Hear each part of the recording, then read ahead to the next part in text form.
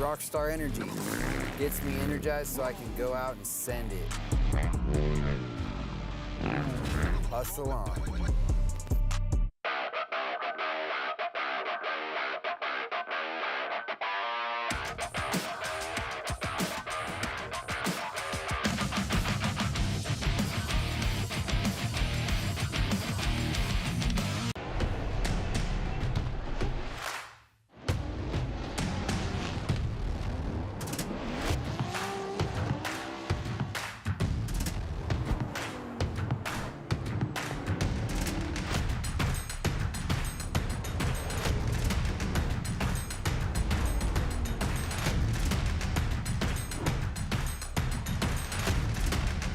GT Radio.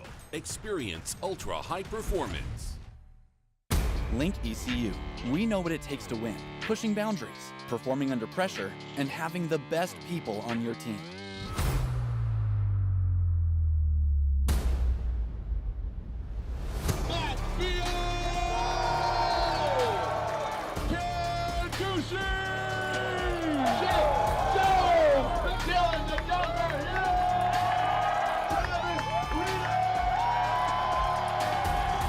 Link ECU, the performance, reliability, and power to get to the podium. For 30 Formula Drift teams, our professional Tire Stacks crew will mount over 1,000 tires during a weekend to keep our drivers on track, competing at the highest level. TireStacks.com, the official tire service of Formula Drift. The magic of Rain-X. Okay, that's some serious Hollywood stuff right there. But with Rain-X Latitude water repellency blades, the magic is real. These blades apply a new longer lasting water repellency formula. The magic of Rain-X repels water from your windshield so water beads up and rolls away while you drive, giving you the clearest view possible. Treat your windshield for safer driving visibility with Rain-X Latitude water repellency wiper blades. You can count on having a team that has your back, an environment that supports you, and plenty of friends. You're gonna make a lot of friends here. And if you like to work hard and really just get what you put in, then Discount Tire is a perfect place for you. You should come join our team. My heart just dropped, thinking about you. Just stops when I'm without you. My heart just dropped, thinking about you. Just stops when I'm without you.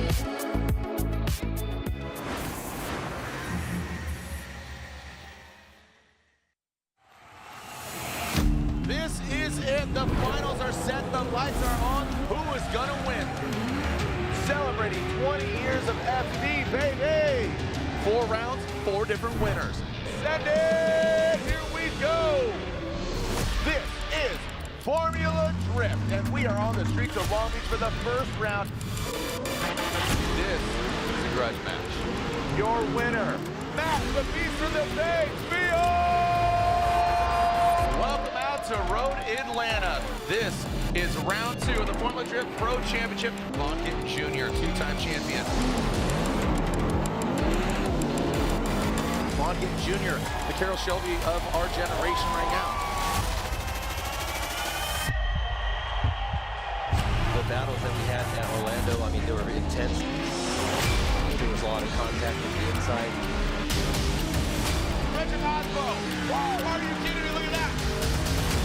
You know how Chelsea always drives. I'm very excited to see. That was awesome. This is Englishtown Raceway Park, also known as Round 4. Simon Olsen, Adam Elsey, neither have had a Formula Drift overall win, and one of them is going to make history. This is an absolute gladiator battle right here. We're only at the halfway point. 4 more rounds, 4 more winners. We'll see you in St. Louis. Send it, Formula Drift Nation. Not since 2005 has the Formula Drift Championship been to the Midwest. But with the addition of Gateway Motorsports Park as a new venue for 2018, the Midwest fans are going to be treated to some of the best drifting in the world. This track very fast and very aggressive is Chelsea Denofa on initiation. Moves it out of the way, and here comes Chelsea Denofa.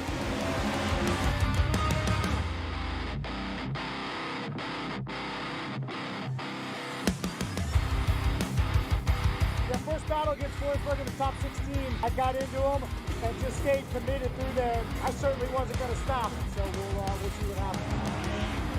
Massive angle from Bonkin Jr. now into that final outside zone. Wow, punting in the next battle. Chelsea Denofa initiates. Definitely not flirting with the dirt there. Now into that second. There's only 8 rounds. With the championship in sight, Irwindale is just around the corner.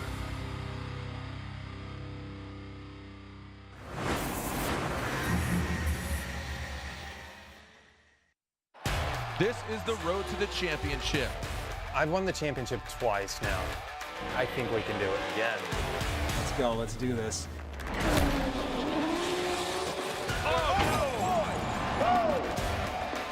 Your winner at round 1. Look at Osmo. He's a magician. Here we go. Rain or shine, these guys are down for a good time. You can't count anybody out. Everybody's really pushing the envelope. One mistake and that's it. Oh my goodness. What did I do wrong? I don't get it. So it's all about attrition here in St. Louis. Oh! We're in the playoffs, man. We are fighting for it tooth and nail. And Osmo goes hard. Matt Field, the guy to beat. We got 20 seconds to shine. We can't make any mistakes. If you do, you're out. It's going to be coming down to Irwindale, kids. Is Matt feeling the pressure? Absolutely. The championship is on the line. Ryan Turk, he says, hold my rock star, homeboy. Let me show you something. Matt Field is out. Huge repercussions here. Your winner, Frederick the Norwegian Hammer Osbo! What an amazing ending to a 2022 season.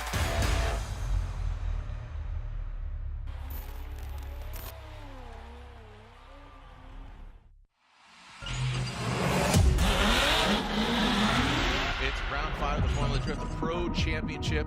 We are live from Worldwide Technology Raceway from Madison, Illinois, just in the shadow of the St. Louis Arch. The gateway to the west, the blue-collar city, home of Anheuser-Busch, and all things Midwest.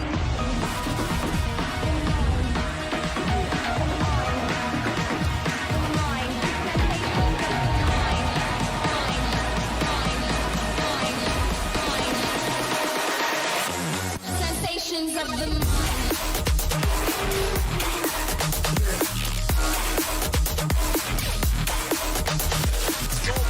Up in the door, up at Toyota Giacomola. Final outside zone, overcooked.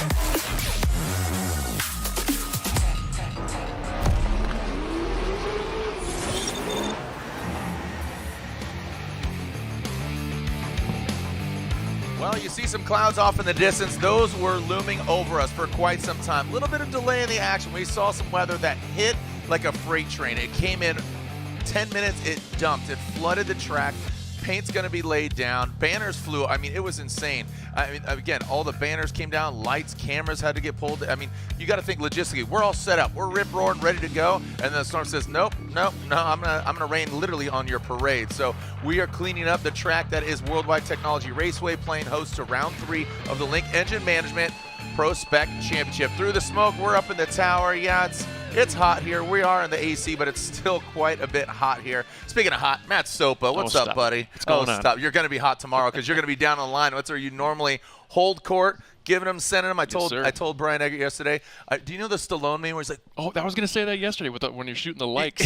Yeah, that's you. With the gun deleted. That's you. So maybe at Irwindale, it's around Halloween. We'll throw you in that costume. Okay. Perfect. All right, cool. All right. Well, Matt Sopa is going to be joining me up here for this PROSPEC round and the final round. 4 rounds. Overall, we've already seen Atlanta. We saw New Jersey, where we saw Cole Richards get knocked out yesterday. Truly Again, from hero to zero. I mean, what an absolute legend. This young buck from Florida, operated by Coro Works. It comes down to he lost power. Here's some highlights from qualifying. Qualifying number 3. This is his backyard. D-Maz, the Fuel Lab S14. I feel like he's got a lot of weight on his shoulders because he's got the city on his shoulders. Absolutely, Darren. He had a little mishap in practice, yet not only today, but yesterday, and he's coming out. He's a true fighter here as he's got something to prove. He's in the hometown. He finished his qualifying with a defeat. Yep. I mean, he's hungry. Yeah, he wants to come out here. He's got a lot to prove. He's definitely a busy man. And then Amanda Sorensen, like I said, she's a busy gal. She's been traveling all over, racing Extreme E, doing side-by-side stuff. I mean, she's raced, monster trucks before, and here she is, qualifying number 2. That's got to be a big ego booster for here in Formula Drift. Absolutely, and that car is actually pulling double duty today this weekend because Brandon needed to borrow it to qualify and now compete. So it's going to be another element to their crew they're going to have to face. Talked to his photographer this morning. He says the crank broke in right in half. Car. So right in half.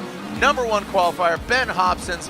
He loves hot moms. That's what the flag says on the top of his vehicle. The Pedal Commander GT Radial S chassis. This gentleman, he's having a heck of a good time. Yesterday we said he's from Alaska. I knew he wasn't. His dad says, he's not from Alaska, he's from Alabama, man. That's what we do. I was like, yeah, an accent like that. You got Elton flying on the roof there. He's representing Coro Works on the top. Elton, shout out to Tyler. Get better soon, buddy. But the Bachchi's camp operating 3 cars. Simon Olsen, obviously Odie, and Ben Hobson. A lot of mind sharing there as far as setup. All these tires being turned, a lot of kind of info being shared. That's got to be a great attribute for that team. Absolutely. You can learn both ways when it's a double weekend like this. Taking a look at the brackets, this is how it shapes up. Pick your favorites. That's right. You can literally place your bets on either fantasy or betting, put some money down. So Ben Hobson, your number 1 qualifier, goes against Matthew Bystrack, so on and so forth. Sorensen versus Farouk Kawai. And interestingly enough, we have a full 32 here in PROSPEC. In Pro, we only have 30. So number 1 and number 2 qualifier tomorrow are going to get a fast pass into 16. That's pretty amazing. And somebody to watch here this weekend, down on horsepower, as you said. He's preparing a new vehicle, coming to us from Canada, 15 years old. Jaden Matarana, an absolute talent in, as I said, a vehicle that's down in horsepower.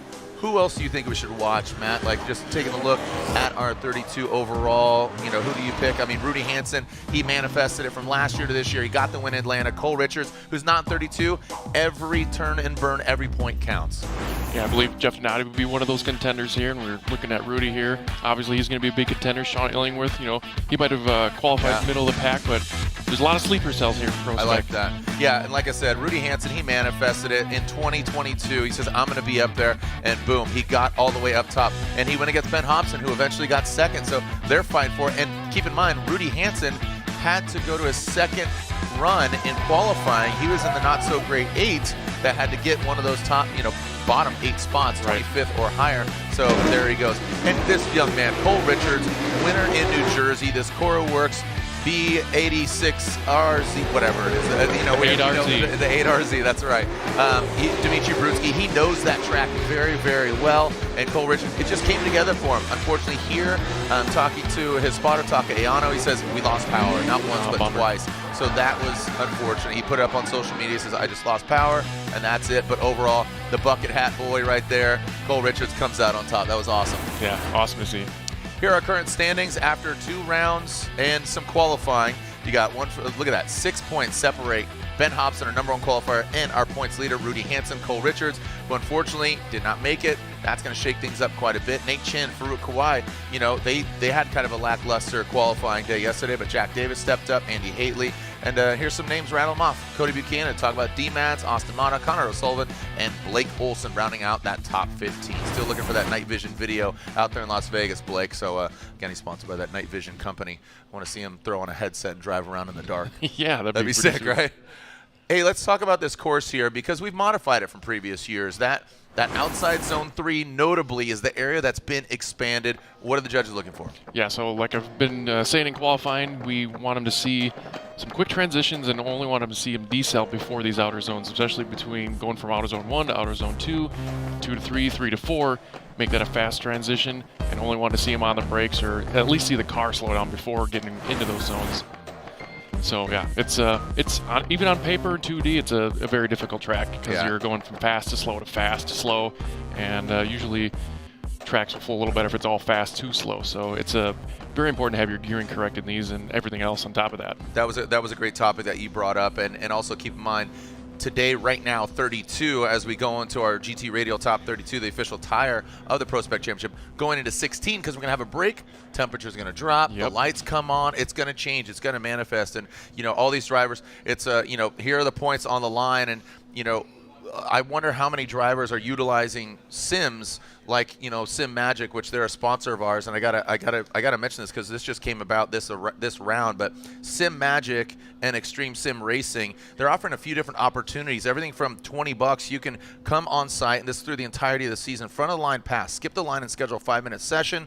Limited 10 slots per hour Friday and Saturday. It's only $20, so jump up there, experience Sim Magic. These simulators are absolutely awesome. Also $40, you get a 1-hour early entry into the venue, so come into Formula Drift. You have a scheduled 15-minute sim experience before the gates open to the public, or the first hour after the gates open to the public, and that's limited to 24 slots, so $40 there. And then check this out, $1,000. Rent the Sim Drift experience for a private 1-hour party, available Friday and Saturday, limited to 2 private party packages per day. So if you got some homies, come on over here. And again, contact Sim Magic on social media, or you can email clickup@simmagic.com to schedule a part of your time slot. Thank you to Sim Magic for their support.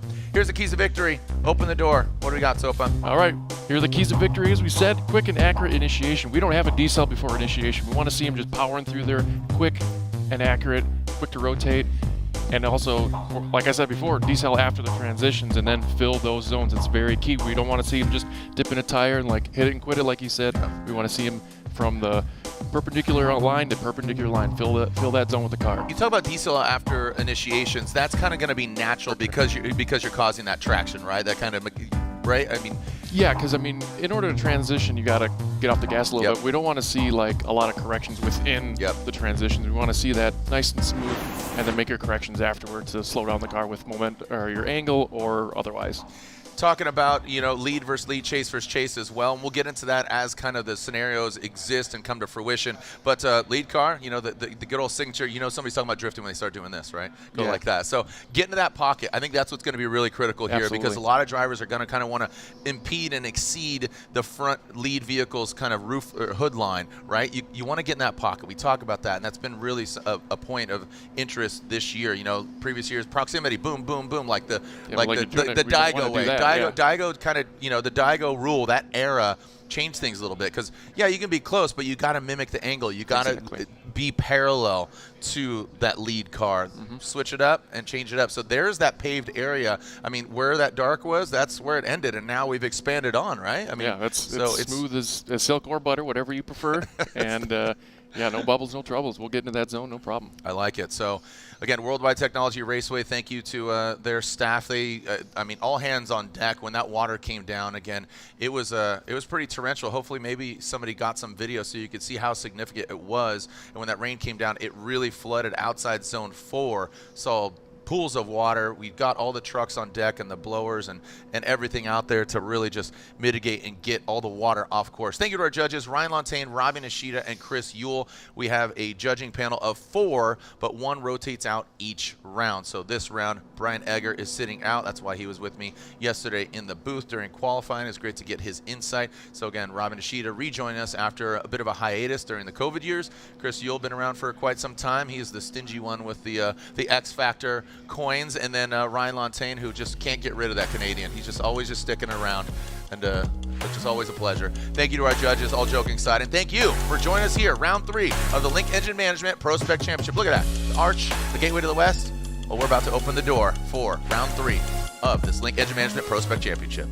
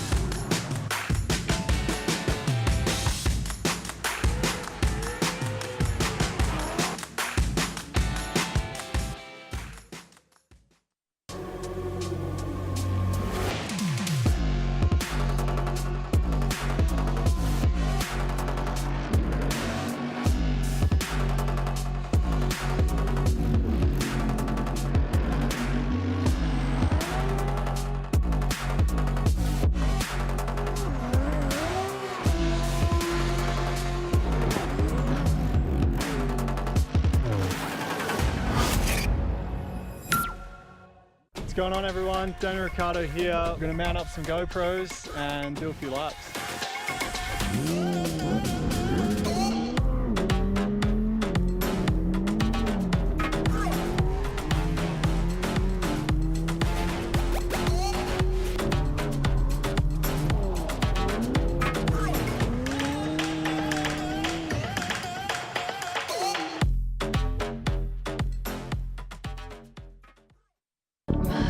Just dropped, thinking about you. Just stops when I'm without you. My heart just dropped, thinking about you.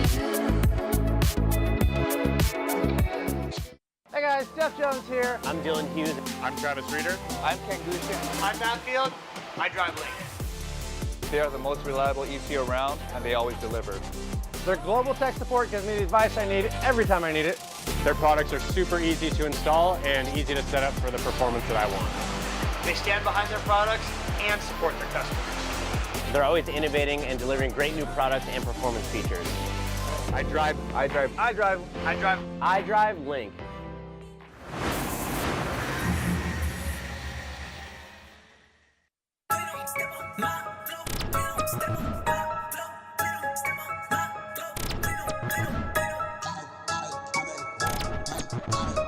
This is Torque Motorsport.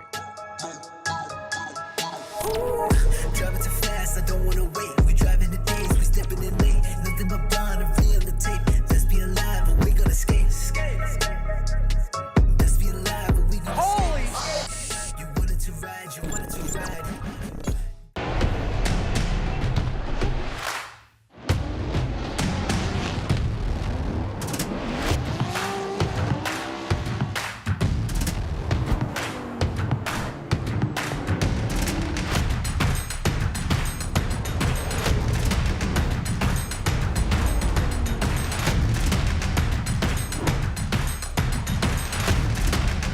GT Radio. Experience ultra high performance.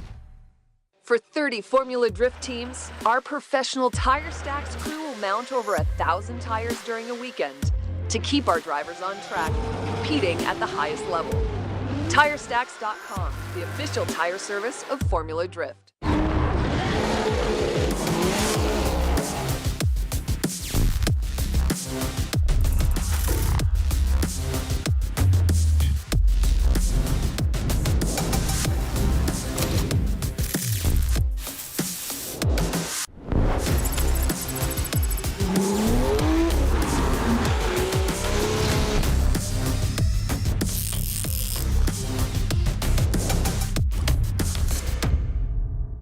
You can count on having a team that has your back, an environment that supports you, and plenty of friends. You're gonna make a lot of friends here. And if you like to work hard and really just get what you put in, then Discount Tire is a perfect place for you. You should come join our team.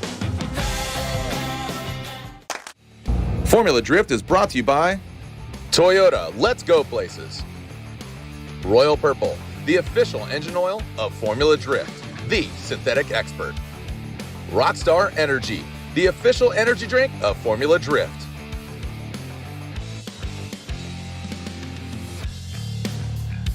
Woo, that's right. You can go by that Formula Drift booth either here this weekend or any other round, because guess what? You can buy Type S products here at a reduced rate. I mean, there's special pricing here at the Formula Drift merchandise trailer. Pick up your FD merchandise, of course, but you can get the Type S Formula Drift Pro Series PSL Smart Underglow and Third Brake Light Kit, 12-volt jump starter with built-in USB-C cable and LCD display. You get the Pro Series Ultra Slim Smart LED trim kit, or even our famed friend Larry Chen. He has his own signature 360 LED video light and power bank. So go and pick that up, courtesy of Type S. Well, again, you got to pay for it, but head on over there. Type S, the official lighting of Formula Drift. There is the brackets. Ben Hobson is who we're going to see jumping in that Pedal Commander burnout box. Pedal Commander on the door, Pedal Commander in the box. And it's a Hobson in a box. Here we go. So Hobson versus Matthew Bystrack, 2S chassis. What's Bystrack run under his hood?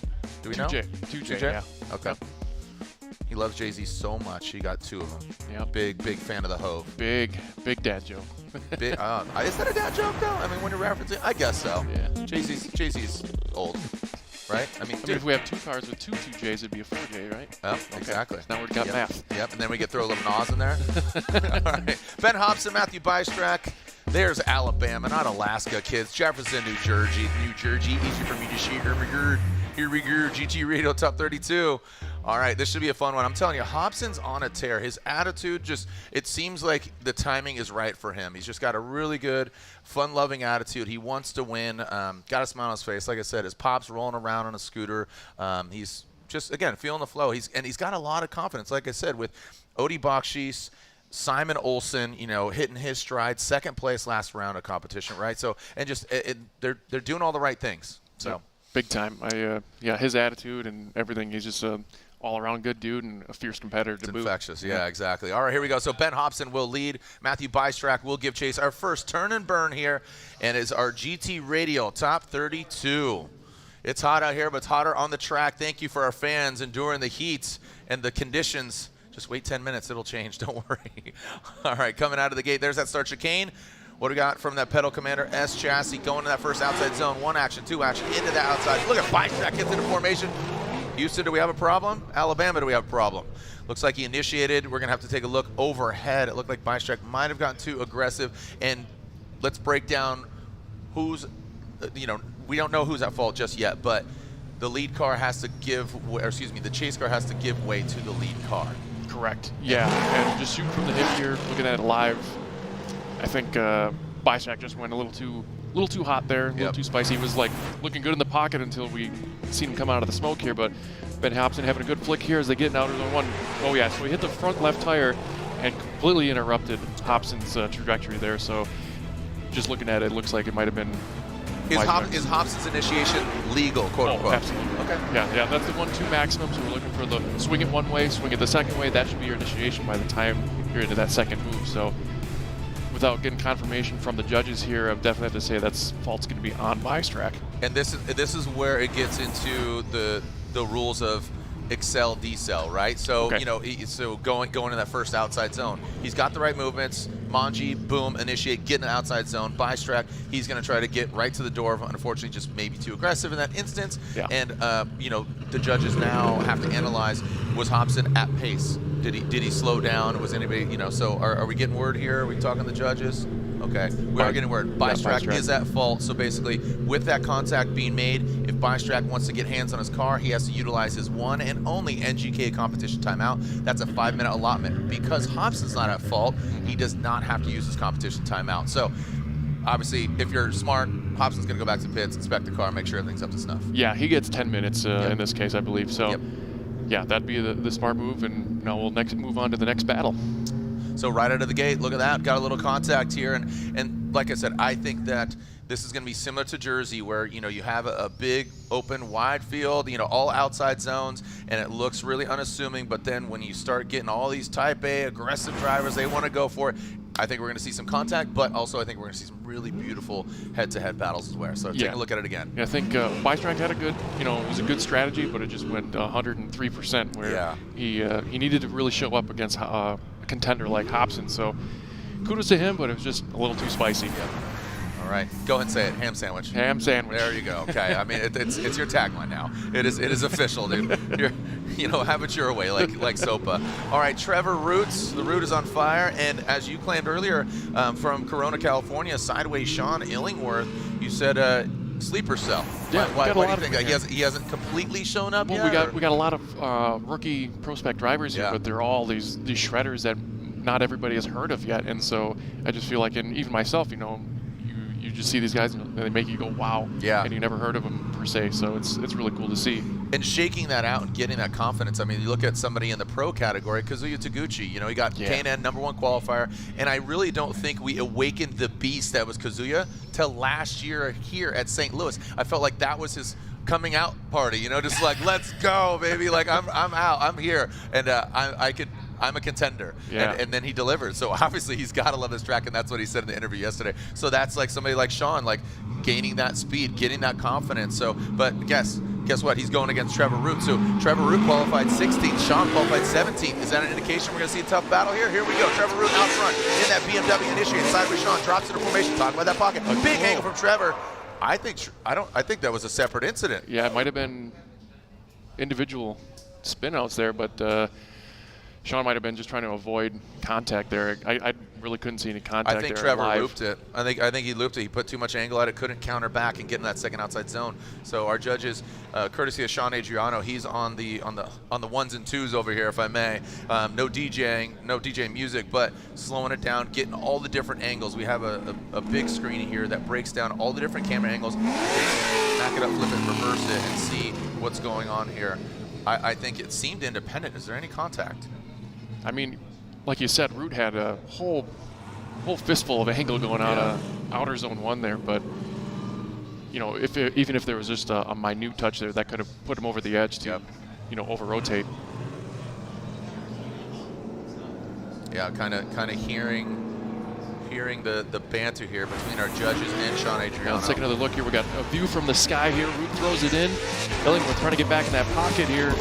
Little left foot brake in there. Looked like that left front wheel was slowing down a little bit. Didn't quite see the smoke, so I don't know if they're going to put that on Root per se. So let's take another look at the other drone. Yeah, looks like Illingworth actually got a little piece of that BMW there, Jared. What do you think? I want to see how long, you know, I'd love to see I want to see a ghost car in this instance. Was Trevor, you know what I'm saying? Yeah. I feel like Trevor might have been hanging out there too long, and it's like, hey, bro, get back here. Like we got an outside zone we need to transition into, and if, you know, yeah, because if he's in the pocket, right, and he's hanging out there long, and Root goes to transition, or yeah, like I said, I like to see an overlay of a proper line or run, and that might be it. Yeah, and speaking of, I think it was way too early for the transition. They might be setting him up, but by the time you would try and mimic that in the chase, we're looking, it'll be further down the track than we ever got so far in competition. All right. Let's see. Looks like Max telling him the story here. I don't know if we've ascertained fault yet or not. Yeah, Max is down there elaborating. There's Trevor Root. Haven't turned to full pull yet, but this is I think this is the conditions, man. It's hot. It's humid. You know, the track. They you know, it cut. You know, the rain cut into the practice, but Trevor's out front. Sean dives in, gives enough room, but he's gaining ground. Yeah, see that front left of Trevor? A lot of left foot braking, yeah. So that's where it gets a little precarious. Now, granted, we can't see the Type S, you know, accelerometer lights in the daylight too well, and that view might catch it, but interesting to see what the judges come up with here. Yeah. Any dictate fault, boys? Say again? So Sean, unanimous? Okay, yeah, so they are saying that Sean was at fault. So again, another and Sean is calling a competition timeout. That's really gonna hurt him. You know, so unfortunately Sean will be calling his NGK competition timeout, and Sean was at fault. Another case of the chase car just being too aggressive. Speaking of an NGK competition timeout, NGK spark plugs, do they time out? Yeah, of course they do. And timely spark plug replacement not only prevents fouling and provides the best engine performance, it ensures less repair time and can save you money on unnecessary repairs. Visit ngksparkplugs.com to learn more about OE suggested spark plug intervals and find the best plug for your engines. NGK, the ignition specialist. Again, that NGK competition timeout being utilized by Illingworth. Do we know if we talked about Bystrack? Did Bystrack call his comp timeout as well? He did not, so he's just progressing on, even with that contact. Now we move on to what would be our third battle. We have I don't know how many we have right now. We have two half battles. We move on to Austin Mata and Rudy Hansen. Mata qualifying 8th. Rudy Hansen, our current points leader, qualifying 25th. Mata was on a heater yesterday, I'll tell you what. So let's take a look out of here. Mata into that first outside zone, going deep into it. Rudy Hansen gets in that pocket, bathing in smoke. Now that second outside zone, risking it into that second outside zone. Now see this transition. Rudy Hansen Look at that, that chrome, that yellow nose, absolutely looking good. Cutting to the smoke, he checks up quite a bit and short cheats it, but Mata gets all the way out there. I'll tell you what, Rudy is just, like I said, getting bathed and buried in smoke. That impedes on the vision. Again, all these elements, it's hot, and Mata, really good, solid lead run. Yeah, it takes a good lead run to get a good chase run, and this is what we saw here. Mata flicking it in there in outer zone 1, completely feeling it. Rudy right there in the pocket, a little wavering to get a little more comfortable in there as they make the transition into outer zone 2. Rudy put out a little left foot brake there, keeping the pressure on through outer zone 3. As they take a little angle out of it, Rudy's doing a good job of mimicking here, but this is where it kind of falls apart for Rudy, where his transition was just a little lazier than Austin's as they come around into outer zone 4, and Austin brings it home when Rudy kind of falls there, cheats a little bit of a line. Taking another look at here, Austin Mata filling that outer zone 1. Can't even see Rudy at this point. He comes diving into outer zone 2. Good job there by Rudy. Austin still making a really smooth, good line, giving a lot of opportunity for Rudy for his good chase, which he did right up until there. He got lost in the smoke, transitioning. You know, that's very difficult part of the track. It's probably the hardest part on this course because you got a whole bunch of factors. You don't know exactly where they're going to transition, and you got a wall just sitting there. Hey, I'm not going anywhere, and you know, it could be a little dangerous if you do it in the wrong position. All timing, right? Synchronicity, getting it timed just exactly right. So here we go. Rudy Hansen will now lead in that Team Hansen Pocatello, Idaho S chassis. Winner at Atlanta, round 1 of the Link Engine Management ProSpec Championship. Mata we've seen over the years just progress. Definitely a very talented driver. This could go really either way. Here we go. Rudy Hansen out front. Aggressive initiation in that first outside zone. Looks like Mata maybe gets in the dirt a little bit. He shreds that back bumper off. This is, oh, and that Mata, you know, that could be all she wrote for Mata as Hansen. Oh, he tapped the wall. And now Rudy Hansen, he goes off course. That's going to be, so here, lead versus lead, chase versus chase. I mean, Rudy Hansen, you know, okay, so Mata, okay, let's break this down. Break it on down. Yeah, so Mata goes into the dirt on that outside zone 1. You saw him straighten. Let's call it incomplete. Okay. Okay, because he's straightened out. Walk us through his run's done. So Rudy's doing a good job flicking it in there. You know, getting the speed. Austin trying to keep up. Looks like he only dropped 1 tire there, Jared, but here's where it falls apart for Mata. He just gripped up. Rudy's on his way, tries to complete the show here. So Austin's done there by that point. Is the run done? We'll have to get clarification there, but Rudy's also off 3, so that's going to be incomplete for Rudy if I'm not mistaken. Yeah. So I think it defaults to the first run. You know, I mean, here we are. I mean, what an unfortunate turn of events. Rudy, I think, could have potentially, because Rudy, yes, was offline in the chase position when Mato's out front. So again, we'll let the judges dissect that. Say no more, fam. Yeah, it'll be an incomplete for Rudy on his lead. Yeah, absolutely. Yeah, and I believe I would have to call that an incomplete in the chase for Mata. So does it go? Do we go one more time to see it, or is it like you said, a lead versus lead, chase? I'm not saying anything. Hands off. Yeah, we're up here, and you know, I've been called the 4th judge before, and you know what? You say what you want. They have to deduce, you know, and it's a very unenviable job to be a judge because, again, you have to dictate. You're bumming somebody out at some point, and yeah, is it the driver's fault? Yeah, you know, it could be, but you know, balls and strikes, you know, free point throws. I mean, it is what it is. Awesome, Mata. Rudy Hansen slide left for Mata or right for Rudy Hansen, and Mata gets the win. And going down to the judge, which one do you want to talk? Put up your hand, Chris Ewell. Good, we on? All right, Chris Ewell, it sided to Mata. Elaborate, but I think I know why Mata got the win. Yeah, so on that second run, the chase car incompleted and then the lead car incompleted, so that's kind of a wash.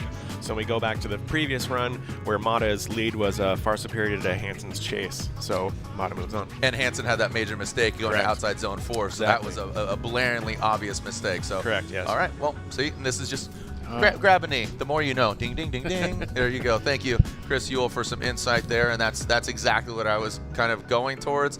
But again, we are in the building with the judges, so it's always good for them to kind of elaborate and deduce that in their own head. But see Mata's car banged and bruised. But all right, so we got an all-female battle here. Zendara Kennedy and Kelsey Rawlings. So we got, again, Kelsey, it rained.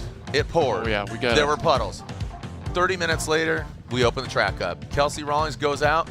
She was playing too much Tony Hawk Pro Skateboarder, and she did about a 50-50 up on that outside zone 2. And we will revisit the battle between Z Kennedy and Kelsey Rawlings, but we're going to go back to the Bike Track Hobson battle, but again, more on Kelsey. She went hard in the wall. Glad to see she put the car back together. She's out here, but that was a big hit into outside zone 2. We were like, holy, we were downstairs. We're like, what the? And she 50, landed the multiplier for sure, Tony she Hawk. leveled us, dog. Wow. Yep. So, but all joking aside, glad she's okay and glad that the car is back on track. Here we are with the second half of this battle. If you can recall, Hobson initiated, Bystrack got in the back when Bystrack was at fault, shutting down that run. Now alternate the order, Bystrack out front, Ben Hobson in the chase position. Again, Ben Hobson, our #1 qualifier. Let's see how much pressure he wants or needs to put on Bystrack. Bystrack's going to let it all hang out. He's got everything to gain, nothing to lose, or everything to lose right now, because well, look at that. Ben Hobson does give him a little bit of room here. Let's see how Hobson handles this last outside zone. Bystrack's putting his car in the right place. Ben Hobson maybe pedaling back a little bit, playing it a little bit safer than he would necessarily need to do, because he does have that major advantage over Bystrack and that contact. So I think he did exactly what he needs to do. Nothing X Factor-ish or holy cow, do that. Yeah, exactly. You don't want to, obviously don't want an inactive chase, but Hobson kept the pressure enough to put on a good show here. Bystrack does a really good lead run here. It's unfortunate they couldn't complete that first run. Bystrack did come up a bit short there in the outer zone 2. We don't have to compare Hobson because we never made it that far, but Hobson putting just enough pressure in there, making a good mimic here out of outer zone 3, getting out of zone 4, both filling in outer zone 4 really well here and finishing out the run here. So Hobson's gonna, I assume, move on with Bystrack at fault, but here's what the judges have to say. Hobson gets the win. There it is. Slide him left for Hobson, right for Bystrack, and Ben Hobson gets the win in his pedal commander S chassis. Congratulations to him. Again, Elton on the roof, repping that Coro Works, got Motegi Racing wheels, of course GT Radial V-Spec tires on every single one of them, Ineos oil running through the veins, a little Holley EFI. So congratulations to Hobson, advances on in the 16. He's going to be chilling here for quite a bit, because again, we got our 16 later on tonight. That's at 8:30, so he's got a little bit of time to catch his breath, get the car cool tight, down, right? Maybe make some night adjustments. Yep, on the night shift. So we're talking about that advantage that we just saw Hobson have. Well, Trevor Root has the advantage because Sean Illingworth was at fault with that contact in the chase. So reverse the order. Sean Illingworth will be up front and Trevor Root will be giving chase. So Sean's hoping to have a really good run, and he's hoping that Root makes a mistake to maybe offset it to force 2 one more time. Yeah, that would be ultimate scenario for Sean here. But Trevor, again, he has this advantage, just like we saw with Hobson at chase position. Does he be aggressive? Does he win in the 32? You can't. You got to advance on. So, do you just play checkers right now, not chess? You just kind of keep it simple. Yeah, what are your just thoughts? mix it both. Let's just move the pawns in. We're only in top 32. He's got to put just enough pressure in to, get it through here, and he's at a huge advantage here, like you said. All right, making sure the track is clear. And we are clear to send. So track is clear. All right, thumbs up. Lights on. PG, and Max gives them, there it is, lights are on, lights are off.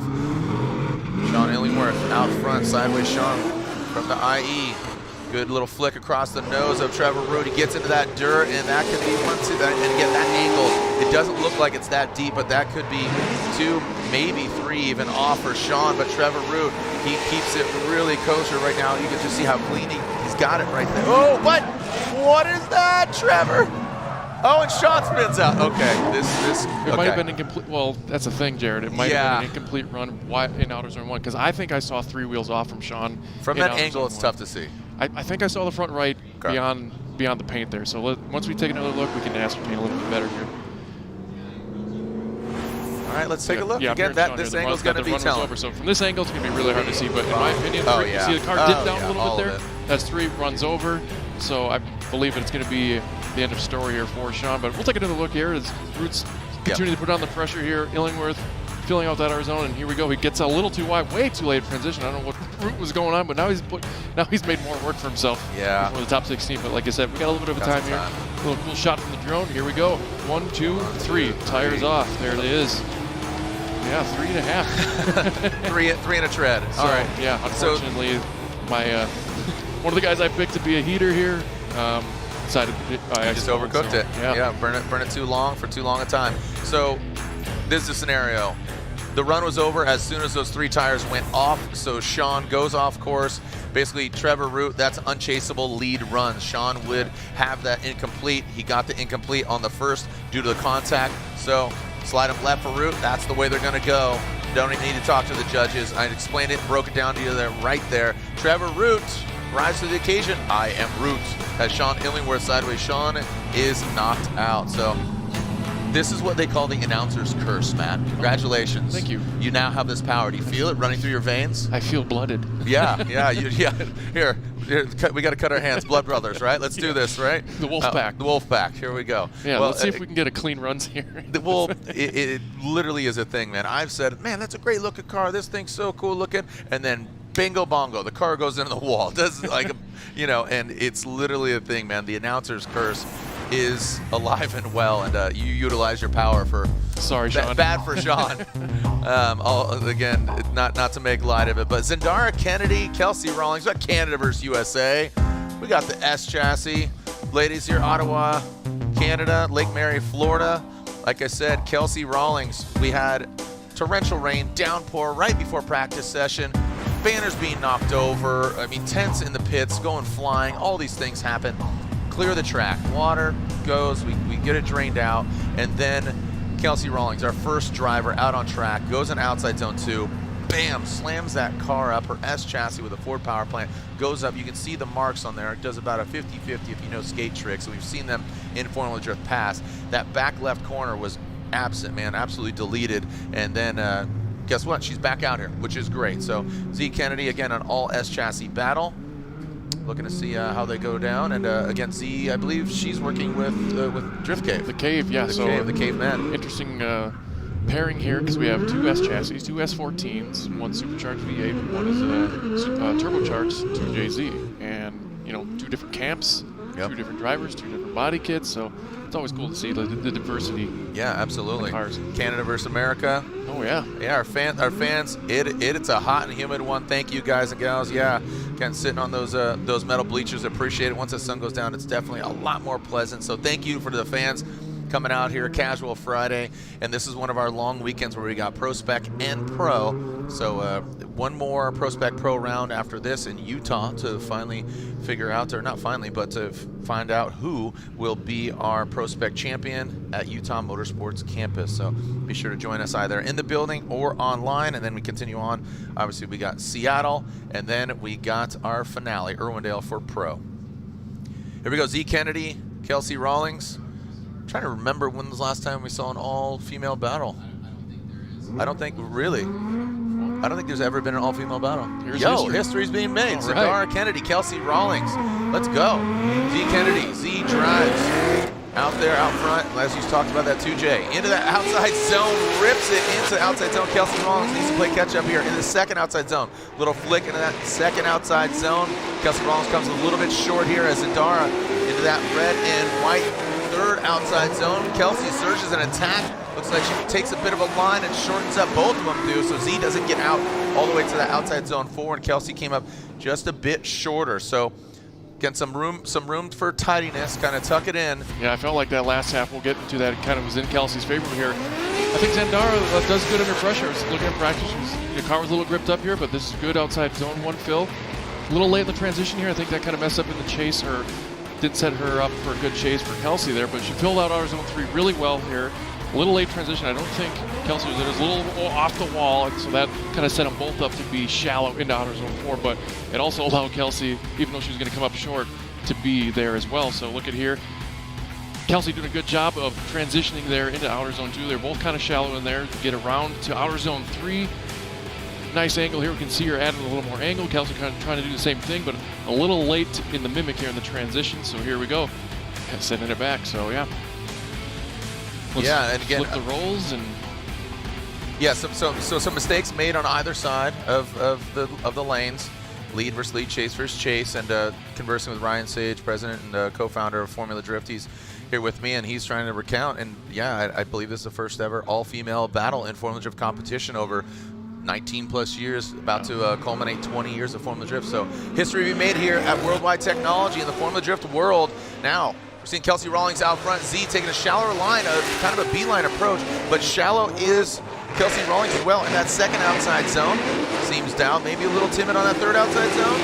No, not too bad. A little shallow on the angle here from Kelsey Rawlings. Now coming into that last and final outside zone. Very well done by Kelsey Rawlings. Good execution there, very fluid. But correct me if I'm wrong. Like I said, she kind of had that, like, coming up not as deep. Yeah, and 2 looked like it was a little shallow there, trying to set herself up for outer zone 3 with less angle. But it seemed she left outer zone 1 a little early too. But we'll take a look at that right now from the sky cam here. Look at there, nice little flick in outer zone 1. Comes out about halfway. And Zendara was kind of expecting her to fill that a little better, but she does cheat her line a little bit to get a little more proximity. They're kind of a little wobble-weeble, getting through there. Zendara pulling out some angle, trying to make up some ground with Kelsey here. She did a great job in her transition, matching that radius in outer zone 4. So I think she has an advantage there as we're talking lead to lead as far as that concerned on the course here. Now they're taking a look at the drone here. Zendara filling out the zone, but the judges were talking about making these small sacrifices in order to gain proximity. You want to do it short, but you also don't want to have an inactive chase. So I'm not saying that Zendara has an inactive chase here, but she's just kind of mimicking a little further behind than we'd probably like to see. So if my money was on anything in these ladies' battles, I'd probably waver towards Kelsey at this point. All right, well, let's see. Max is waiting to give the verdict there down on the line. Z Kennedy, again, regardless, history has been made. Z Kennedy, stunt driver. She's driven a lot of different vehicles. She's been around multiple different motorsports, so it's great to see her here in the Formula Drift family. And Kelsey Rawlings from Florida, we've seen her in many different iterations, and I've seen her compete in multiple different events over the years, some XTC and a bunch of other things. So it's great to see Kelsey Rawlings, again, 3 females overall in the Formula Drift PROSPEC Championship. Notably, number 2 qualifier Amanda Sorensen. She'll be coming up the halfway point of our top 32 here. GT Radial top 32. GT Radial, the official tire of the PROSPEC Championship. And here we go. Slide on the left for Z Kennedy, right for Kelsey Rawlings. One more time. One more time. All right. And it is, again, majority rules. So it looks like Chris Yule's sided with Kelsey Rawlings, but 2-1. So they are going at it again. A one more time battle. More history continuing on here. Yeah, we'll have 2 top 32 lady battles. Yep. Yep. And again, just yeah. So they're going at it again. One more time. Whoever moves on goes against Austin Mata, and notably, Austin taking out our current points leader, Rudy Hansen. So that shakes things up. That gives opportunity to Ben Hobson, who's already in 16, right? So, yeah. And I think the point differential between Hobson and Rudy isn't that much. He might be already, we're already counting chickens. Advanced, yeah. Alex Jaeger, Connor O'Sullivan. Alex Jaeger operating out of that Forsberg Racing camp. That's why it's got that similar livery. Again, that NOS energy drink, Nissan 370Z against the RTS BMW. Mr. O'Sullivan. Alex Jaeger coming to us from the East Coast. And now here we go through that start chicane. Alex Jaeger. See how he initiates. O'Sullivan a little bit late there. Oh, looks like Alex Jaeger getting into the dirt. Looks like 2, not as deep as sideways shot down to the second outside zone. Goes Jaeger. O'Sullivan pedaling back a little bit. Dives in. Now Jaeger filling all of that third outside zone into that last and final outside zone. Barely getting those back tires in the GT Radials, and O'Sullivan just seemed like coming up just a bit short on every zone, and maybe a little bit of nerves here, the heat maybe affecting him. Let's take a look at it again. We'll take a look at it. I think he kept it to 1 tire off, so that's a good sign for Alex going in there as he fills in outer zone 2, but Sullivan's cutting his line, trying to get proximity, throws a little too much angle there. Jaeger tries to take a little bit out as he fills outer zone 3. Sullivan's still trying to cut that line here, just cannot seem to reel in Jaeger as they filling shit out here and get on the bank. We'll take another look here from the sky drone here. Jaeger kind of had him from the start there, kind of treat him, won that drag race, and Sullivan just had a heck of a time trying to catch up to the whole thing, cutting the angle, but Jaeger's lead run, wouldn't say it was 100 points, but he checked all his boxes as the lead driver. He's doing the transition nice and smooth there. Could have been a little deeper in the first, so he kind of like floated the car into outer zone 4 and should have filled in a little deeper there. So So far, the needle's waving towards our NOS energy drink Jagger here. Got to tighten those screws. Got to tighten those screws, ladies and gentlemen. Yeah, getting involved in that dirt. Our corner workers are landscapers as well. Appreciate that. I know what's my man's name down there? He is Pat. Pat he's hustling, man. Oh, yeah. Yesterday I saw him. He's like, it is hot when we came in for in between going to get some catering, and he's like, it's hot. And yeah, Pat, he's worked hard for FD. Just really quiet gentleman, and he just loves it, man. He comes out here and he's been doing it for I think longer than you almost. Probably. Yeah, I think Pat's been here for quite some time, so it's pretty cool to have a great staff, a loving, like you and all your guys, like just it's cool, man. We finish here at midnight, go back to the hotel, have some beers, and we talk about drifting more than you think. It's right? silly, it's isn't it? comical. Yeah, I got in. Was that Wednesday night, and there I am pulling up, and y'all are there in the lobby cranking some. Yeah, it felt like it was Saturday, not Wednesday. Right. Yeah, and everybody's just talking about drifting and courses and this and that. So yeah, it's pretty funny. All right, here we go. Let's alternate the order. O'Sullivan and Jagger coming in that first outside zone. O'Sullivan really tidy there. Man, you can't even see Jagger. Look at that, all up in that smoke button. He does find that second outside zone. O'Sullivan looking way more comfortable out front. He's got the clean air. Jagger, you barely see the window of that Nissan 370Z, and looks like O'Sullivan digs deep. Jagger is right in that line, the orange matching the orange, so you can see just blending right in like a chameleon.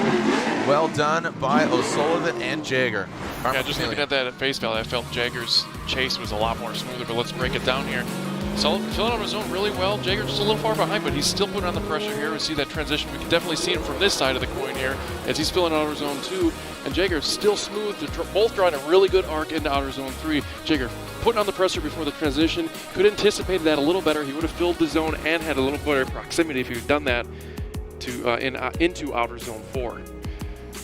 You enjoying this commentary stuff? Do you like it? Oh, you have fun with absolutely. it? I mean, look at this. Look at this shot. You can't say am I no. gonna talk about this? Like, it's kind of rhetorical. Yeah, it's. I thought it was. Pop quiz hot shot. Yeah, speed. Yeah, exactly. Yeah, so look at the pressure that Jagger's putting on here as they're filling out outer zone 3. Could it, like, if he would have done it just a snap faster, he would have been set up so much better. But in my most humble opinion, I feel like the needle is wavering towards Jagger at this point. All right.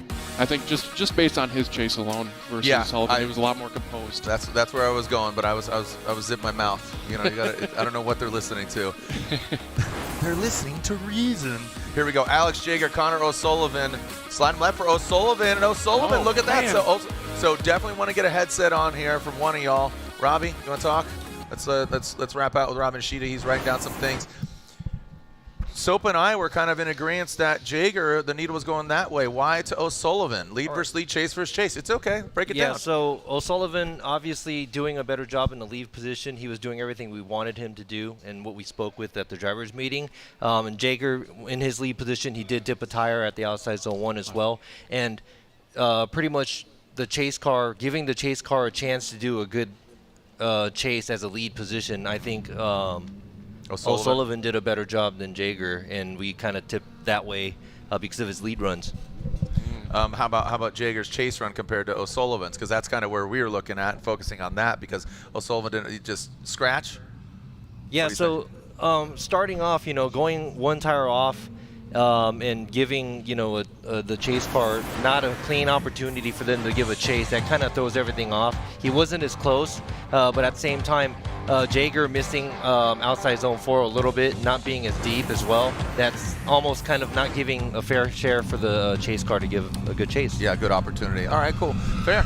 And again, this is why scrutinizing the runs, seeing what the judges think. Yeah, I may or may not have forgotten about that tire dropping, Jared. So yeah, that's where sometimes I get chastised because I'm just doing knee jerk, and you look at this, and then you go like this, and people ask me like, "Hey, how did I do?" I'm like, "I don't know, man. My mind's like an Etch-a-Sketch. It's just like I'll draw it up and then shake it up, and it's gone forever." All right, so here we go with our next battle. We got Melvasio and Buchanan. Melvasio qualifying 13th, Buchanan qualifying 20th. Melvasio leading in that BMW. Yeah, we got a pedal on, hammer down. Oh, you see the hippie shake there, coming into that first outside zone, and that's talk about that opportunity, that lead car. So where does Buchanan go if he's kind of just throwing up the brick wall into that third outside zone? A lot more precision driving there, and Buchanan really having to pedal back, and that being evident right into going that last outside zone. So Movasio out front could hear the judges saying, like, come on, let's go. Let's get on with it. No. Hammer down. Yeah, we can't really hear the engine block in there in AutoZone 4, but I'll touch on that once we look at this Air Force replay from the sky a little bit. Here is Movasio still in AutoZone 1. We had a little shake and shimmy, but Cody keeping his composure in the chase position. And Movasio a little shallow with AutoZone 2 there. So that's going to be a little deficit as Buchanan keeps it smooth right behind him. Does a really good job here of mimicking the angle. Nice, smooth transition, but Movasio came up way short in AutoZone 4. I don't think he was present in there. And you couldn't hear from there, but the engine was really bogging. I think that had the car gripped up, and it was just struggling to keep the tires lit up. So taking another look at the drone here, getting nice, close and personal. Buchanan keeping the pressure on, nice and smooth. Movasio getting out to outer zone 3. Buchanan staying in that pocket. Look at this transition here. It's nice, perfect mimic. And then even though he came up short, he kept it together there through the finish line. It gets tough there when they're off. You know, some of these guys have never driven against each other. Did they have the opportunity to practice against each other? How utilizes a spotter saying, like, hey, expect this. This is going to be his entry. He's going to do a Manji entry. He's going to do a straight line entry. The transition, you know, give it a little bit of beat. How's he going to outside zone 2? He's taking this big long thing. How critical, and I know the answer to this, but spotters, super critical on all that feedback and all the kind of notes that they're taking. Here we go, Buchanan now initiating that first outside zone. Big gap here. This is, see, so look at this. You can see there's maybe a little bit of horsepower difference here between Movasio and Buchanan, because Buchanan pulling away. Movasio having a struggle bus right now, trying to keep up with them. Now going that last outside zone, Buchanan, boom, he taps that wall, but he stays in it. Does he?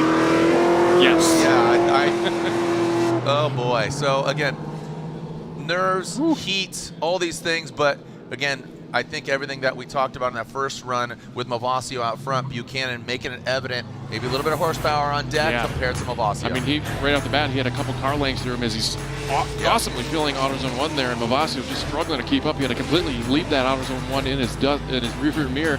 Buchanan feeling AutoZone 2 there, and he just powers away. We're talking about that gearing, that horsepower difference. That might be the case here, as we could hear Movasio kind of bogging down here in his lead run in AutoZone 4. Buchanan, good job. Keep it together there, buddy, as Movasio is just trying to do everything to keep it up. So back to like the first run where we're talking about, you know, the lines, and if something changes in the chase driver position, like sometimes these cars, you find that line and it works on that line, and your car is on that razor edge, and it only works there. Well, let's say the line gets shorter from the lead car, and now your car doesn't work somewhere else on the track. It's you know, it's just crazy, and that can affect the chase driver there. And I think Movasio was already at kind of a disadvantage. Maybe the heat can play a big part in that. So there we go. Buchanan gets the win, and everything we said, it came to fruition. So again, congratulations, Buchanan. Movasio, great driving, just unfortunately, you know, didn't get the car in the right places, and again, just kind of maybe impeding on the flow of Buchanan's. But Movasio, we'll see you in Utah, buddy. Buchanan moves on. What's pink and blue and moving on to 16? Cody Buchanan and his Nissan Z. We are going back to the one more time. Again, making history, our first female battle. Z Kennedy, Kelsey Rawlings, and it's going to be one more time. So not once, but twice. So nice, we might like it thrice. We'll see. It was really close. It was not unanimous. One of our judges sided with Kelsey Rawlings. That was Chris Ewell. The other judges said one more time. So we're revisiting it, going back to the all-S chassis, all-female battle. As Cody Buchanan, you can see, making his way back to the pits. There's Kelsey Rawlings. And again, maybe finding out a little bit more, trusting the car after that crash in earlier practice, getting up on the wall. Yeah, both Nissans, but as you said earlier, different engine chassis. Canada versus America. V8 versus inline 6. You know, we got all little battles here. But history being made here. Very cool to have these two femme fatales ready to get down. Here we go. So as far as qualifying, Z Kennedy qualifying 9th, Kelsey Rawlings qualifying 24th. One more time, we're gonna get a winner? About to find out. Hashtag FDSTL, hashtag Formula D, let everybody know we are watching, we are live. PROSPEC, the Link Engine Management PROSPEC Championship, initiated almost simultaneously there, that first outside zone. Precision driving there by Zendara into that second outside zone. Kelsey, look, you see it getting closer and closer in proximity into that third outside zone. Looks like they're like, okay, now we're finding our pace. Now we're finding our cadence, and just as I say that, Kelsey Rawlings has a bit of a hiccup. And Z does power through that finish line, but Kelsey, want to see different angles of that. What happened to Kelsey on that transition? Yeah, big time. Looked like, I don't know if there was contact and it caused her to kind of do an opposite drift here, but right off the bat, I thought Zendara was going to just gap her off the start there, but Kelsey made up some ground through outer zone 1 and kept the pressure on through outer zone 2. Zendara doing a really good job filling outer zone 2. Nice smooth arc into outer zone 3. Kelsey doing a good job of mimicking the angle, and right there's the contact. Got that left front tire and totally disrupted Kelsey's line there, and Zendara keeping it together there as she goes through outer zone 4. So looking at the drone here, nice snappy initiation late into outer zone 1, but that's going to be kind of a moot point here as Kelsey has a most likely an incomplete here as we get into outer zone 3. She's doing a good job of keeping the pressure here. Zendara doing a good job pouring on some angle here. A little impeded there by Kelsey as they get through outer zone 4, so they finish out their run, and the judges are going to have something to say here. All right. So let's happy birthday to Cody Eaton. Thanks for joining us out here. Happy 35th birthday to Cody for joining us here at Formula Drift Weekend. And so yeah, we'll wait. We'll digest. We're digesting. Okay, let's chew it on. Yeah, let's chew it a little. You know, get it stuck in your teeth a little bit. You know, those flosses or a toothpick. You know. I'm just so excited. No, relax. You're like a Rottweiler puppy over here. I know. It's you want to kind of elaborate on it, and we're giving good education. That's why, you know, you and I were citing earlier with that battle. Who was that we saw? Sullivan and. Yeah. Talking about Alex Jaeger, and you know, Chris is like, don't worry about that, and I said, I think it's education, you know, because sometimes, you know, we get our first-time watchers, you know, maybe, and you got to educate them. All right, so here we go. You can see, is that right? Is that? Yep, that's Mario enough. Brothers. Yeah. Yeah. Peaches. No, want to do that one? Is that what we're gonna do? I haven't seen the new. My kids have seen Mario Brothers movie. I have not yet. I think Who would you pick if you're in Mario Kart right now? Oh, Yoshi. Really? Okay, Oh, yeah. That's a good choice. That's a good choice. I choose Bowser because I most emulate him. Yeah, I figured. Spiky, big angry guy. Robust. All right, robust. Thank you. I appreciate that. It's like a fine wine. I'm aging like fine wine. All right, here we go. Let's alternate the order here with Kelsey Rawlings, Zendara in that chase position. Kelsey comes hot out of the gate. Bang, right to that first outside zone. You can see Kelsey a little bit deeper here than Z. Oh, and Z looking, you can see kind of maxing out the angle, maybe thrown off by Kelsey Rawlings, and Z getting good proximity here. Both of them kind of wavering into that third outside zone. How they can handle this last outside zone. Kind of hot or cold on this, and all right, we're gonna have to back that up. Looks like Z came in hot, but it was kind of a perfect storm of maybe Kelsey choked up a little bit on that last outside zone and it kind of impeded. We're gonna break it down. That's what we do. Replay. Yeah, let's take a look at it here. Kelsey kind of doing a straight up handbrake there, filling outside zone 1 full and right away. Zendara really getting a late transition. They're not mimicking at all, but Kelsey filling out her zone 2. Looked like she had maybe a misshift or something, getting the tires lit off there, but she does eventually get to outer zone 3, and here we go. A little too much space between the girls there as they get in there. They're good mimics there, but that might be, I think it was after the finish line, so we'll have to see what the judges say about that, but a decent lead run by Kelsey. Let's take another look at the drone here. Kelsey filling that out of her zone, but you can see Zendara not quite in the pocket, but she's trying to sacrifice the angle and the line for that proximity, which isn't everything, but it's some of the things. So here we go. Kelsey's trying to light it off here. She does, and I'm really glad she was able to do that to get in outer zone 3. Good mimic there, but it was just too early, and you're too far apart to mimic that like eloquently. It would have been great if she was another 10 feet forward and did that transition at that same time, but it was just too short, so let's see which way it goes. Verdict is left for Kennedy or right for Rawlings, and it looks like Kelsey Rawlings gets the win. Ryan Lantain throwing that headset. Let's elaborate. Going down the line. All right, so Ryan Lantain, I saw you kind of converse with Robbie and Chris. What's going through your guys' heads? Yeah, we were looking mainly at Zendara as she transitioned for outside zone 4 in the lead position. This is a big thing that we talked about over and over again in the briefing, is that you can't slow down until you transition for zone 2 or zone 4, as it's not really allowing that chase car to be close to you going into that zone. And Zendara, she did it earlier too, where she slowed down significantly before she transitioned the car, and then she'd accelerate into zone 4. And in that case, Kelsey in the chase position had nowhere to go. That's why she made contact with her. But she maintained drift, and she kind of kept her composure there in the chase, and she got through the run. So in the lead position, when Kelsey was leading, she did a great job, pretty clean throughout the course. And you can see Zendara kind of dove in on zone 4 and over-rotated the car. She didn't incomplete, but it was on her in that section. All right, great breakdown there. Thank you, Ryan Lontaine, one of our 3 judges here at this round of competition, both in ProSpec and tomorrow's Pro round 5.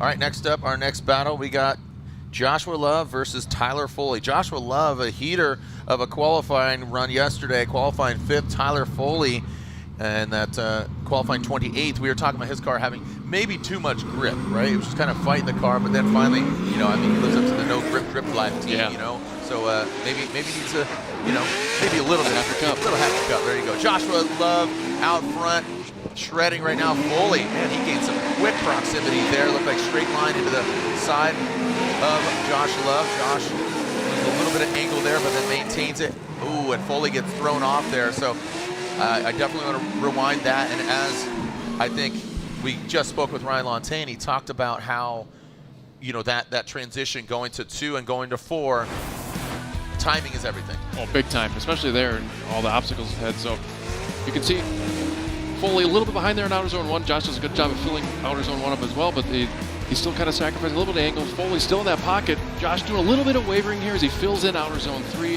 Foley sacrificing a little bit of line to get that proximity, but his transition going into outer zone 4 was just a little too late, and I think the needle's wavering towards Josh at this point. We'll take another look at this from the sky here. 3, 2, 1 in outer zone 1, and there it is. Josh filling up there and doing all his job in the lead position here as Foley not quite struggling. I wouldn't say he was struggling, but you can just see he's right on that very needle edge of, like, we got to sacrifice a little bit here, find that balance. You can see right here, he kind of went a little wide there for the transition, so it set him up for failure in the chase position, getting into outer zone 4. So he's got some good. He's got go hard or go home. Otherwise, his car kind of looks like my body, just a bunch of tattoos all over it telling you what to do. I mean, born to run. I got a lot of random stuff, but go hard or go home. It's on his roof. Let's see if he lives up to that. He's going to be out front. Joshua Love, you know, he doesn't have that major advantage, but I'd say he has a little slight advantage just the cleanliness of the lead run. But Foley could do really well here if he's got that clean air, and Josh Love needs to temper that flame. He loves drifting, and he'd love to win here. Oh, coming up way short on the second outside zone, and Love adapts to that. You see that shallow line, but Love just drops it, maintains right in that pocket, into that last outside zone, gonna make it definitive. Yo, that was the best chase run we've seen so far in head-to-head. Joshua Love deserves this win. I'll tell you that right there. Probably the best chase we've seen so far. Absolutely. I was pumped to see that transition. I was just waiting for it. I was like, do it. Bing. Yeah. There it is. I saw you like, ugh, yeah, boom. So, stamp approval. Not to take anything away from Foley here. Does a good straight up initiation here, but Josh right there putting way more pressure in outer zone on 1 in this run. And look at how close he got to that transition there. But looks like the team no grip gripped up there in outer zone 2. So he's, you know, pouring on the throttle to get into outer zone 3. Josh there the whole time. That's where we want him in the pocket. But look at this transition. Perfect mimic. Then he pours on the throttle to get into outer zone 4 beautifully through the finish. That was just textbook on what you want to do in that corner. Yeah, loved it. And again, Sopa, you being a driver yourself, you just, you know, game respect game. You're like, oh, yep, there it is. That was a special sauce, like, man. I know how to drive in my head, but show me how to do it. Joshua Love, Tyler Foley, slide him left for Joshua Love drifting. Joshua Love. All right, he's advancing on. Well done. Tyler Foley, unfortunately, sorry, bud. We will see you hopefully in Utah. Joshua Love puts it down here in St. Louis. One more battle to finish halfway through our GT Radio Top 32. Again, ProSpec, the Link Engine Management ProSpec Championship. You know, all running GT radios, all running Link Engine Management. They all run the same size tire, and overall, it's you know, it's basically just that, just spec. So here we are. This is how our top 16 bracket is shaping up. And you can see Hobson versus Root, Mata versus Kelsey Rawlings, Connor O'Sullivan versus Buchanan, and Joshua Love versus either Jack Davis or Casey Cole. And again, notably, if you're just tuning in, talking about Hansen, Rudy Hansen knocked out earlier. So our points leader knocked down 32. This is very reminiscent of what we saw in Pro, Frederick Osbo going out in 32 in New Jersey. Yeah, that's right. And you saw Freddie fall from grace, goes from 1st to 3rd, and Matt Field assumes that #1 spot. Yeah, it's an upset. Yeah. Jack Davis, Casey Cole. You got Oklahoma versus Colorado. And we are on the start. And we are clear to send. Taking a look at their qualifying positions, 12th and 21st, Jack Davis out-qualifying Casey Cole in that M-Spec vehicle. And here we go. Casey Cole, Deechworks, BMW E36 initiates. M-Spec S chassis, Casey Cole. Comes up a bit short there in that first outside zone, transitions heavily. Look at Davis. Look at that. Again, that aggressive rate to angle in that second outside zone, into the third outside zone. Casey Cole coming up just a bit short. He's in the pocket, just kind of not fully stuffed in there. But you can see Jack Davis, Casey Cole. Jack looks like he got into that red and white rumble strip. And this is the first time we're talking about that outside zone 4 and that rumble strip. That red and white, that out there, that is basically off track. Don't get in the red and white. Absolutely. On outside zone 4. Yeah.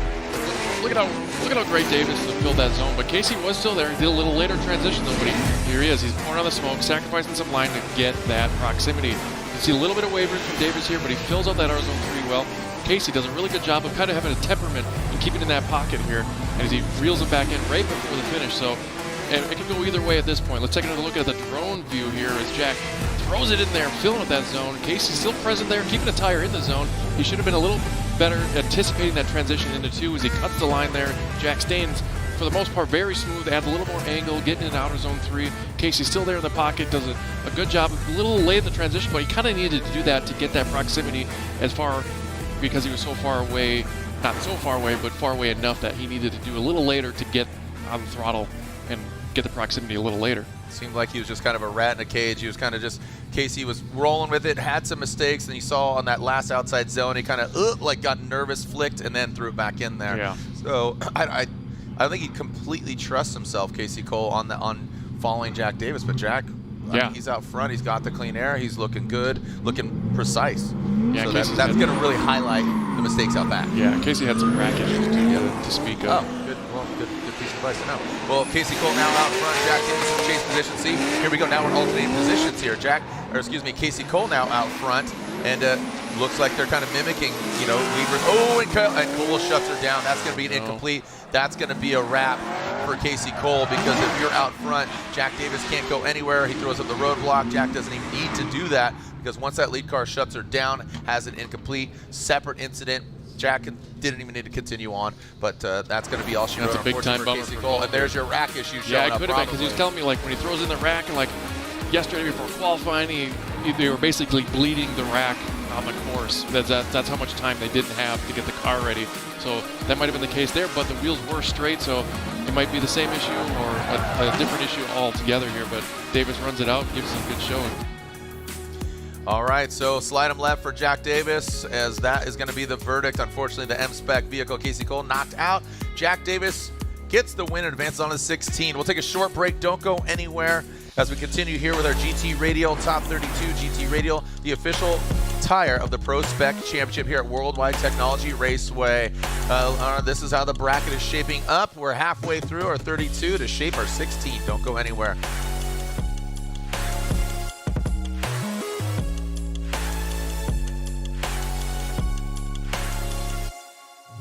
I watched my first race yesterday. You're on the team, kid. It's orientation day. Hey, new guy. Let's get you up to speed. Lunchtime.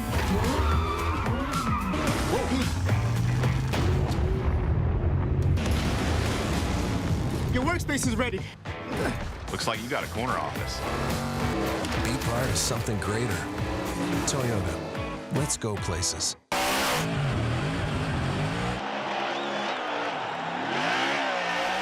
Welcome to the streets of Long Beach. Look at that. It is a beautiful day here in Southern California.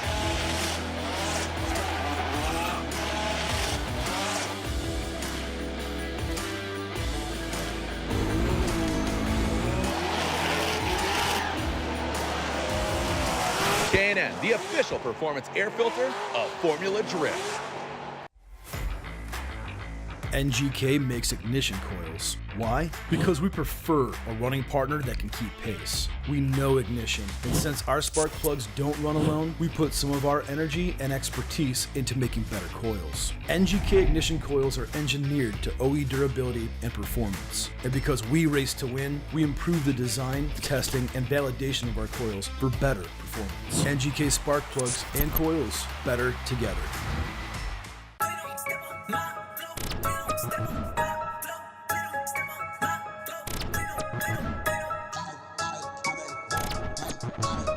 This is Torque Motorsport.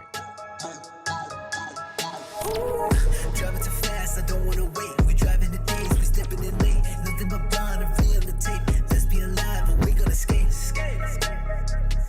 Let's be alive, and we gonna skate. You wanted to ride, you wanted to ride.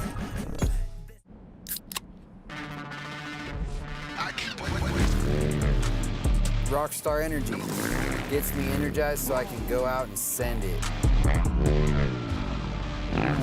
Hustle on.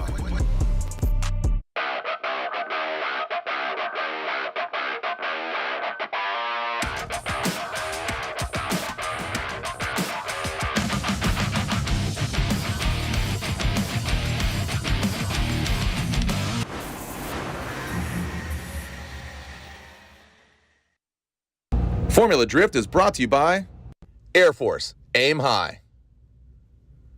Type S, the official lighting sponsor of Formula Drift. Lights, camera, power, fun.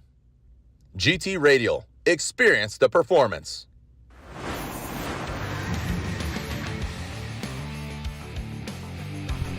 All right, we are back here, and again, we saw a crazy storm roll in earlier. It just rained and wreaked havoc, and took us about half an hour, 40 minutes to clear the track, get it back up and prepped. Banners blowing over, tents going flying, big puddles on track, and it took all hands on deck to swab the deck and clean this place up. So, and again, it definitely looks pretty, but it could change in 10 minutes. So I want all our Formula Drift fans to be a little flexible. Might have to modify some schedules, TBD, we'll see. But we want to get, it's hot, but we'd rather have dry than wet. So again, stay tuned. All right, you know where you love her. Our number 2 qualifier, Amanda Sorensen. Her and her brother competing in Formula Drift and going against Farouk Kawai. This gentleman, absolute sweetheart of a man. He qualified 31st. He barely got in, and he's going against that of Amanda Sorensen. So Farouk Kawai, Amanda Sorensen, and that car, as you said, Sopa, doing double duty here today with Amanda Sorensen behind the wheel, and her brother, her younger brother, Brandon Sorensen, is going to be competing in that car because he broke his shaft. He's thinking that the superchargers put too much, excuse me, the crank. Hey, broke his crank, okay, my bad. I'm allowed to make mistakes. I'm not perfect, contrary to popular belief.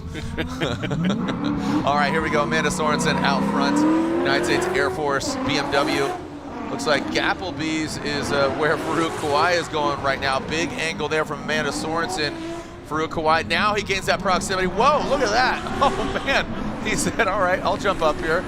And now in that third outside zone, Amanda Sorensen. And Farouk Kawai now transition that last outside zone. Ooh, looking, so again, little sloppy in that chase position. Goes Farouk Kawai, almost taking out the drone. But, yeah, first glance, I think that was 3 at the end there, Jared. Yeah. That's truly unfortunate because I was excited. Like, as sloppy as the run may or may not have been, it was exciting. Look at this. Right. There's a bus length there here, and like a magician, Farouk is like, hello, there we are, into outer zone 2. I think it's because Amanda got a little too deep there and lost a little momentum, but he was doing a good job here, mimicking, putting more pressure on, sacrificing, finding that balance between, everything else, and then kind of threw it away here. Right there, three off, I believe. Ooh. Taking a look at this guy, look at that. Was the 3 off before the finish line? I think so. I think it was like a whisper of a wish here, but he did a really good job here, taking advantage of the fact that Amanda kind of lost some momentum there, getting in outer zone 2. So did a good job matching the angle, getting good proximity here. Could have been a little better anticipating that, and he just overcooked it. And I think that's 3. Yeah, so that's going to be incomplete for Farouk in that chase position. Also, maintaining control. So yeah, so the judges are saying essentially an incomplete there for Farouk Kawai. So Amanda Sorensen's going to have an advantage here, but we've seen it's not definitive right now. That's like you get handed that win, because Farouk could have a banger lead run and Amanda could make a mistake, and we've seen already some calamity here in 32. So Farouk Kawai, Ineos Oil S chassis transitions now in that second, and there it goes. So Amanda Sorensen diving in and very shallow, so in that chase position. And there we go, Farouk Kawai, like I said, look at putting down a great lead run here. Now in the last outside zone, Amanda Sorensen, shallow, she's struggling with the car right now. You can see her kind of coming up short on outside zone 2 and 4. Looked like the car was fighting back. Well, it might be a moot point as struggle or not. She's at a huge advantage here. And was that enough? Does it offset? Was that an incomplete? So, yeah. No? Okay. If we got the incomplete, she doesn't have an incomplete. She did a good job chasing for what she was given. It was a good lead run here by Farouk. Filling that outer zone 2, got a lot of momentum going into the outer zone 2, and then unless she's right there, it's hard to tell with the wheels. The judges can confirm, but here Farouk is pouring on the smoke, pouring a little more angle. She's still putting on the pressure here. Does a good job anticipating the transition as they get in outer zone 4. She cheats the line a little bit to get a little more proximity, but at first sight, it looks like it's going to go towards Amanda's way here. Look at the angle that he's pouring on there as it goes into outer zone 2. That's exactly where you want to put it. Loses a little momentum, gives Amanda a little opportunity to kind of sneak in there in the pocket and go through outer zone 3 here. Good job. Look at that perfect mimic. But it could have been a little more aggressive, but she really didn't need it at that point. So her spotter probably did a good job to be like, put on a show. Just don't hit him. Right, yeah, I think that's going to be the case here. Yeah, slide him left for Amanda Sorensen or right for Farouk. And it looks like Amanda unanimously gets the win. And excuse me, I looked like Farouk's mistake was just deemed a incomplete, as opposed to Amanda had some mistakes. Gotcha. She could have tidied it up, but overall, I think that Farouk's incomplete outweighs some pretty major mistakes, but not deemed a full incomplete. Gotcha. So Amanda Sorensen gets the win. Amanda Sorensen gets the win. Turning all the time, so why would they need them? And they're all BMWs, so they just be on all the time. All right, so here we go with. They would be on. That's right. All right, so next up, Dustin Miles, Sam Magmami from Beirut. We got Dustin Miles from Georgia. And again, Sam Magmami said his car was, looking at his car looked a little bit tight. Dustin Miles, we've seen him dip in and out of Formula Drift competition. Magmami making his debut here this year. Dustin Miles will lead. He qualified 15th. Magmami qualified 18th, so fairly equally matched battle according to qualifying. But now push comes to shove, head to head. Miles initiates in that first outside zone. Good angle from him. You can see those bright yellow wheels standing out and showing you how countered it is. Magmami taking a very shallow line in outside zone 2, absolutely evading outside zone 2, and now outside zone 3. Dustin Miles putting it exactly where he needs to, and Magmami hits hard into the wall. Magmami, a massive blow just out of screenshot. He goes into outside zone 4 and hits that bump out, and that's where I definitely have seen some big crashes, but you saw it counter, and it just seemed like an understeer and went right into the wall. Let's make sure he's okay. I like taking a look at that while our guys take care of him here. Look at Miles pouring on the smoke right away. Magmami was kind of sacrificing line this whole time up until the incident there. Look at that. We used to have an interclip one there, not this year, Magmami, so here we go. Miles doing a really good job. Leaves the zone a little early. Let's see, here he goes. Yeah, the car never came back around. It was stuck in the drift here. Looking at the slow motion here, you can see he tries it. I think, the car just kept turning left and had nowhere to go. That wall is still there, and the car is still crashed. Yeah, so I'm seeing Sam move, so glad he's okay. Round of applause for Sam Magmami. Again, that 4-1-2. So Sam looks like he's all right. We're gonna get a tow truck out here. See the flatbed coming out. Thank you to Worldwide Technology Raceway. We'll get him off course. Looks like his car's still steering. Yeah, but look at that. Yeah, one tire's hunting and one's fishing though. Is it? Yeah. I'm Bobby's mom. One's hunting, one's fishing. Is that a Wisconsin saying? I feel like that's a Wisco thing. It's kind of like, when you look at someone. Exactly. Yep. I think he could still roll. Yeah, maybe. Fire it up. Let's go. Well, here's the conundrum is that was the first portion of this battle. They will have to Magmami will. So no, they're saying backing on up. Get dumps like a truck. Especially if there's fluids on there, we don't want it to be. Yeah, exactly. Let's keep it contained. All right, so Magmami takes a hard hit into the wall. Dustin Miles had a great run regardless of Magmami's incident into the wall, but now he needs to get hands on his car. He'll have to call a competition timeout because it was under his own accord, and he'll have that NGK competition timeout and 5 minutes. So we'll see. We'll tow him off. We'll continue on with more battles here in our GT Radial Top 32. All right, when we come back, we will see more action here at GT Radial Top 32.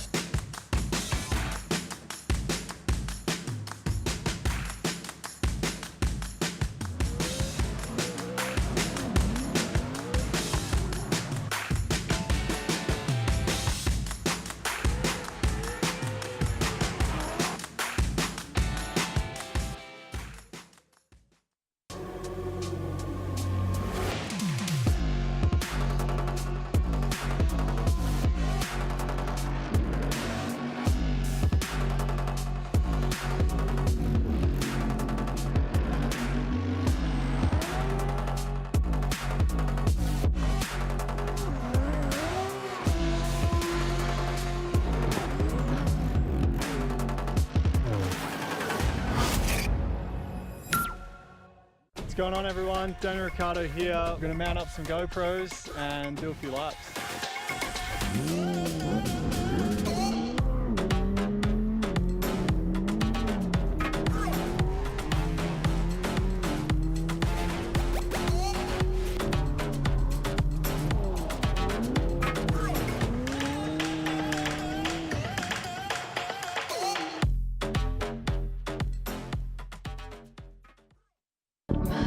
Just dropped, thinking about you. Just stops when I'm without you. My heart just dropped, thinking about you. Hey guys, Jeff Jones here. I'm Dylan Hughes. I'm Travis Reeder. I'm Ken Gucci. I'm Matt Field. I drive Link. They are the most reliable ECU around, and they always deliver. Their global tech support gives me the advice I need every time I need it. Their products are super easy to install and easy to set up for the performance that I want. They stand behind their products and support their customers. They're always innovating and delivering great new products and performance features. I drive Link.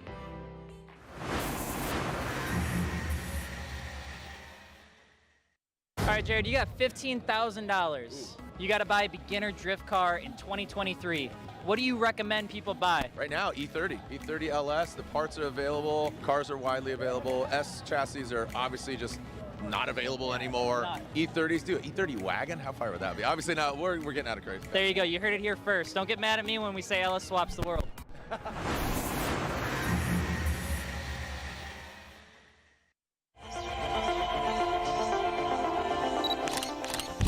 If you're a sucker for hatchbacks like I am, this car might just absolutely feed your diet. This hot hatchback, the 2024 GR Corolla Circuit Edition, available for only around 1,600 units in North America. Now, keep in mind, this is a 3-cylinder, 1.6-liter all-wheel drive hatchback that has 300 horsepower. Yeah, that's right, nearly 300 foot-pounds of torque.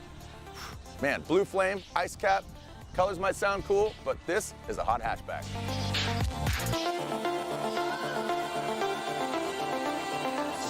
The GR86 Trueno Edition. Same engine that comes in the GR86, but now we've hopped up the brakes. If speed kills, well, brakes give life, right? Comes in either the iconic white and black, the Panda scheme, or you got the track red. The Toyota Supra, an icon amongst JDM cars.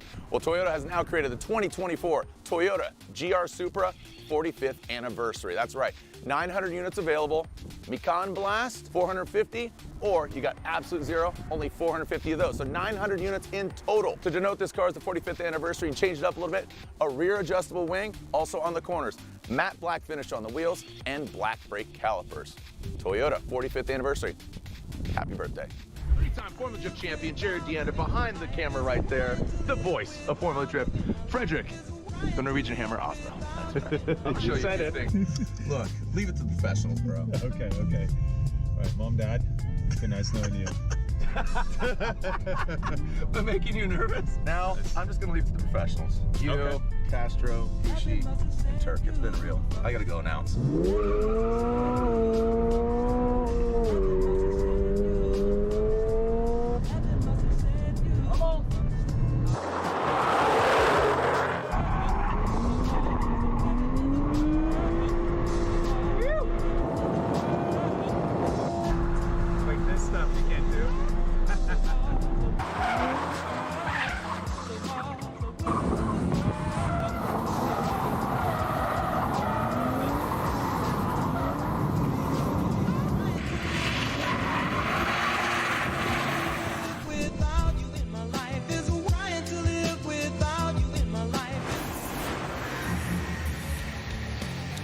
All right, welcome back. We can see some cars in the burnout box. That means we are continuing the action.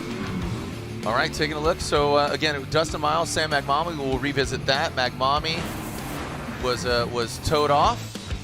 And now Jaden Matarana from Montreal, Quebec, 15 years old, going against Jeff Donati, who was on a tear.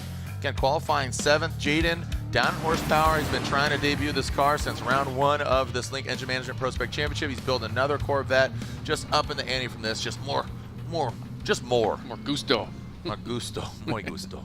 All right, so Jeff Donati will lead. Jaden, J Drifts will be giving chase.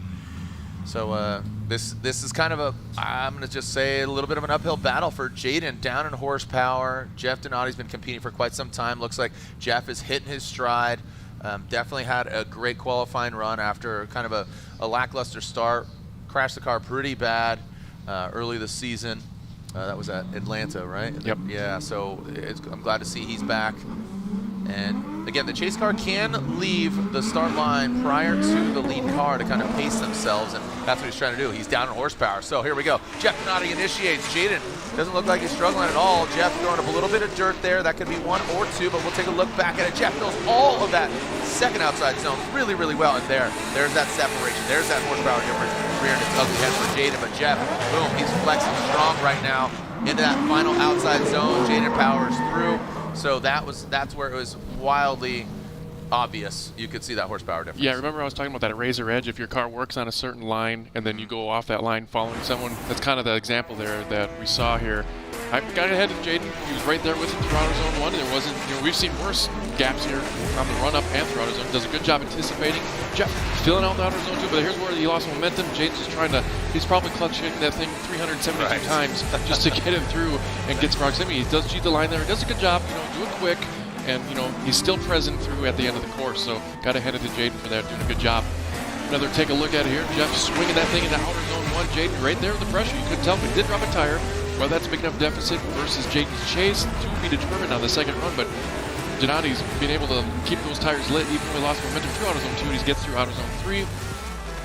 Could have had a little snappier transition there and a little deeper in outer zone 4, but Jaden was right there with him. So we'll reverse the roles and see what Jaden can do with some clean air, as you say. Yes, sir. Yes, sir. And this is where I think Jeff needs to really highlight, and I think this is going to be good practice to show his control and kind of, really show his precise driving against a lower horsepower car. I think that is a sign of a really good, specific, precise driving. Temper. Yes, exactly. All right, here we go. Excuse me, Jaden out front. Ooh, and Jaden drops a big time. Oh, and that's going to be all she wrote for Jaden. So just like that, it is over as soon as it began.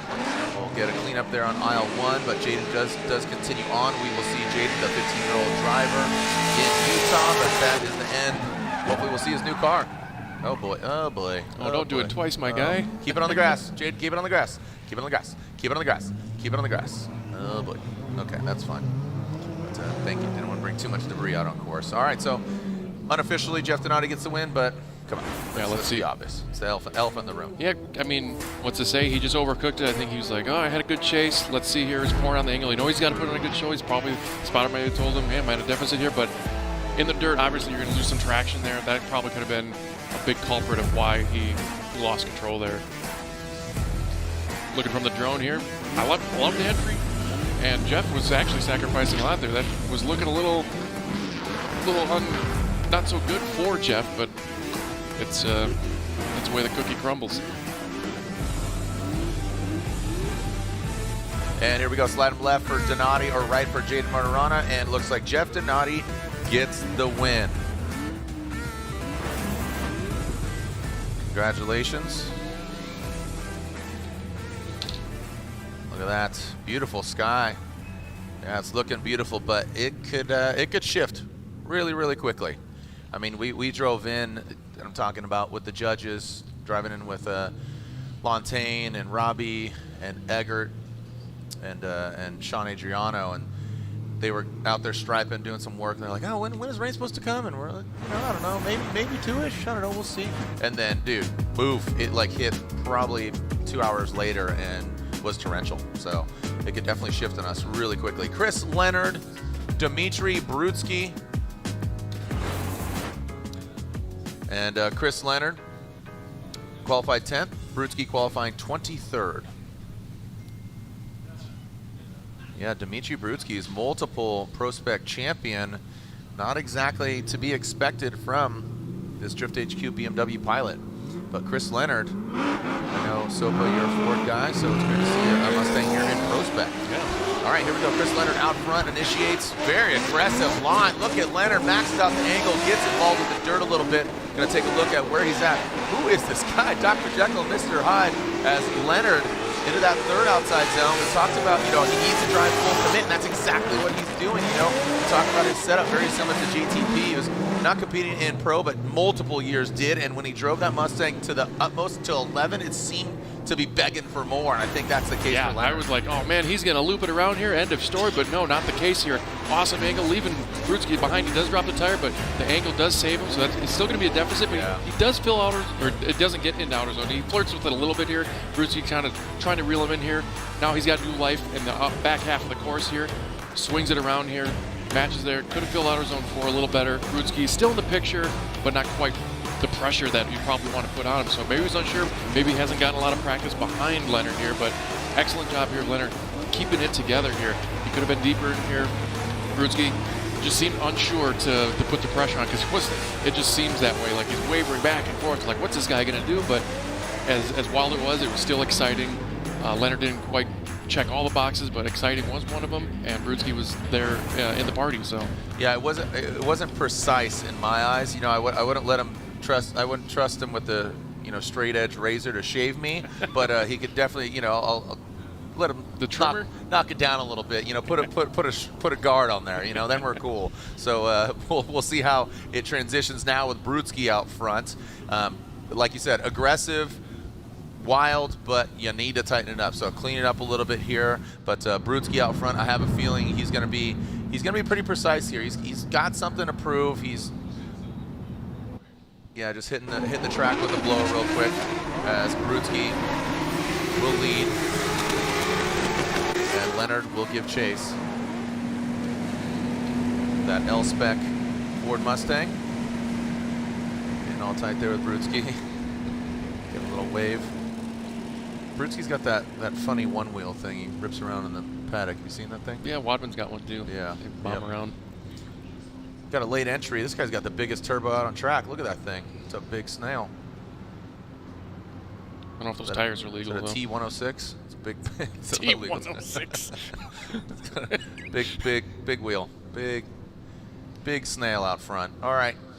Look at Leonard with the staggered setup here. Brutsky, Drift HQ, BMW. And track is clear to set. The GT Radial top 32. Brudski with the clean air. Leonard chasing him down. Brudski gonna make a statement. Leonard pells back a little bit now. Bam, right into the outside zone one. You see Brudski just there on the course edge. Didn't see much of a brown cloud at all. Not into the dirt in that third outside zone. That's what I'm talking about. Look at now Brudski. Now he refines it, you know, just a little bit more controlled, precise. You can see he fills all the outside zones. Leonard kind of struggling in that chase position. So lead versus lead, chase versus chase. Really like Leonard's aggressiveness. That's exactly what we wanted on that initiation, but kind of loosey-goosey on some of those other vantage points. Now you got to hand it to Brudski and how well he did in that chase after watching, you know, this run here. Not very present at all. Brudski doing a great job, doing all the things he needs to do as a lead driver responsibility. Leonard just struggling to keep up with that BMW. Now, mind you, these are 2 thoroughbred cars. We got BMW engine, Ford car, and Brudski just showing the rookie here what's up on this course. Yeah, Leonard, so watch this. On initiation, it's almost like his lead run. You see how much angle he throws at it? The dirt bites back. It grips up. He absolutely, in that chase, unfortunately, Leonard misses that second outside zone. Brudski, boom, right on it, just like there's magnets on the course. And then into that final outside zone, good fluidity. You see Leonard kind of attack B-line, then initiate. So that's, you know, not as fluid a line as we saw even Brudski in the chase position with that kind of wild lead run. Again, hats off to Chris Leonard. Love to see him progress, but unfortunately I think that's going to be all she wrote for Chris Leonard, as Brudski will get the advancement and will move on. He's going to be going against Jeff Donati, which should be a great battle in our Royal Purple Top 16.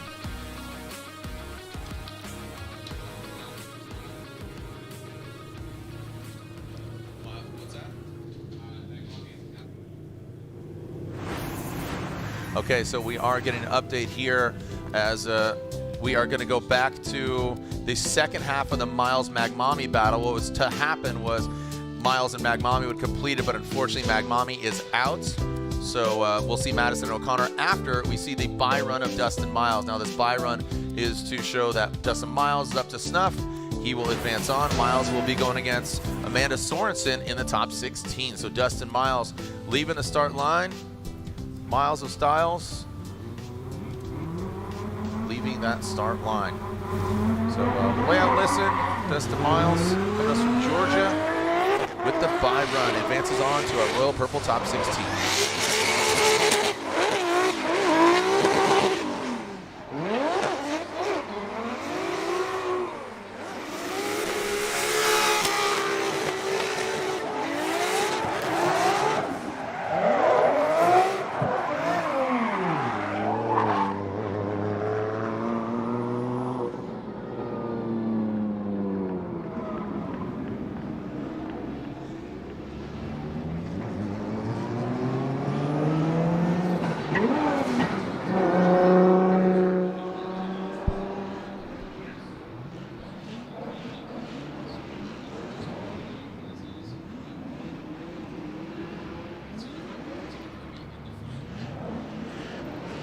All right, so as Dustin Miles makes his way back to the pits, we advance on here with 32 and 4 more battles. Yeah. All right, so here we go, taking a look at how our Royal Purple Top 16 bracket is shaping up. Talking with President Ryan Sage of Formula Drift over here, and there is a storm that is kind of looming, and it is a substantial storm that could really slow things down. Might not get here till 11 as we're talking about this, so we'll keep you abreast of the situation. We're talking about, do we slide things up? Where do we the action? But we don't have ordinance here, so shoot. We're going live at 3 a.m. Let's go. I'm joking. I don't know about that. I'm totally joking there. But we're gonna address the situation as needed. Derek Madison, Ryan O'Connor. This is our next battle. D Mads, who qualified third, going against Ryan O'Connor, who qualified 30th. Derek Madison taking off. Houston, we have liftoff as we go into that second outside zone. A little shaky going into the second outside zone. Now into the third. Ryan O'Connor shortening up. Now gets in that third outside zone. Derek Madison running his own game. Ryan O'Connor and Madison looking like, you know, maybe nervous nerves get the best of him, and I know his car got the best of him as far as, you know, he went to the wall, he did this, he did that. Just he doesn't help himself out. Yeah, Derek unfortunately crashed his car twice this weekend, and you couldn't tell by the way he's driving through it here as a testament to his team here. O'Connor is not much present here in the chase run. He's cutting strings, cutting lines, and Madison just doing what he needs to do in the lead position. He does not worried what Rye's doing back there. So Rye's doing all he can to reel him in, but Madison just putting on too much of a lead run there. He just can't catch up. So taking another look at the drone here, Madison pouring on the angle here. Good smooth transition into outer zone 2 as O'Connor tries to cut the line there. We got no inner clip there anymore, so he's going just about where it is. And then, of course, Madison pouring on the angle here, going into outer zone 4, and O'Connor trying to reel him in just is not successful. All right, so Rye O'Connor will now lead. Derek Madison giving chase.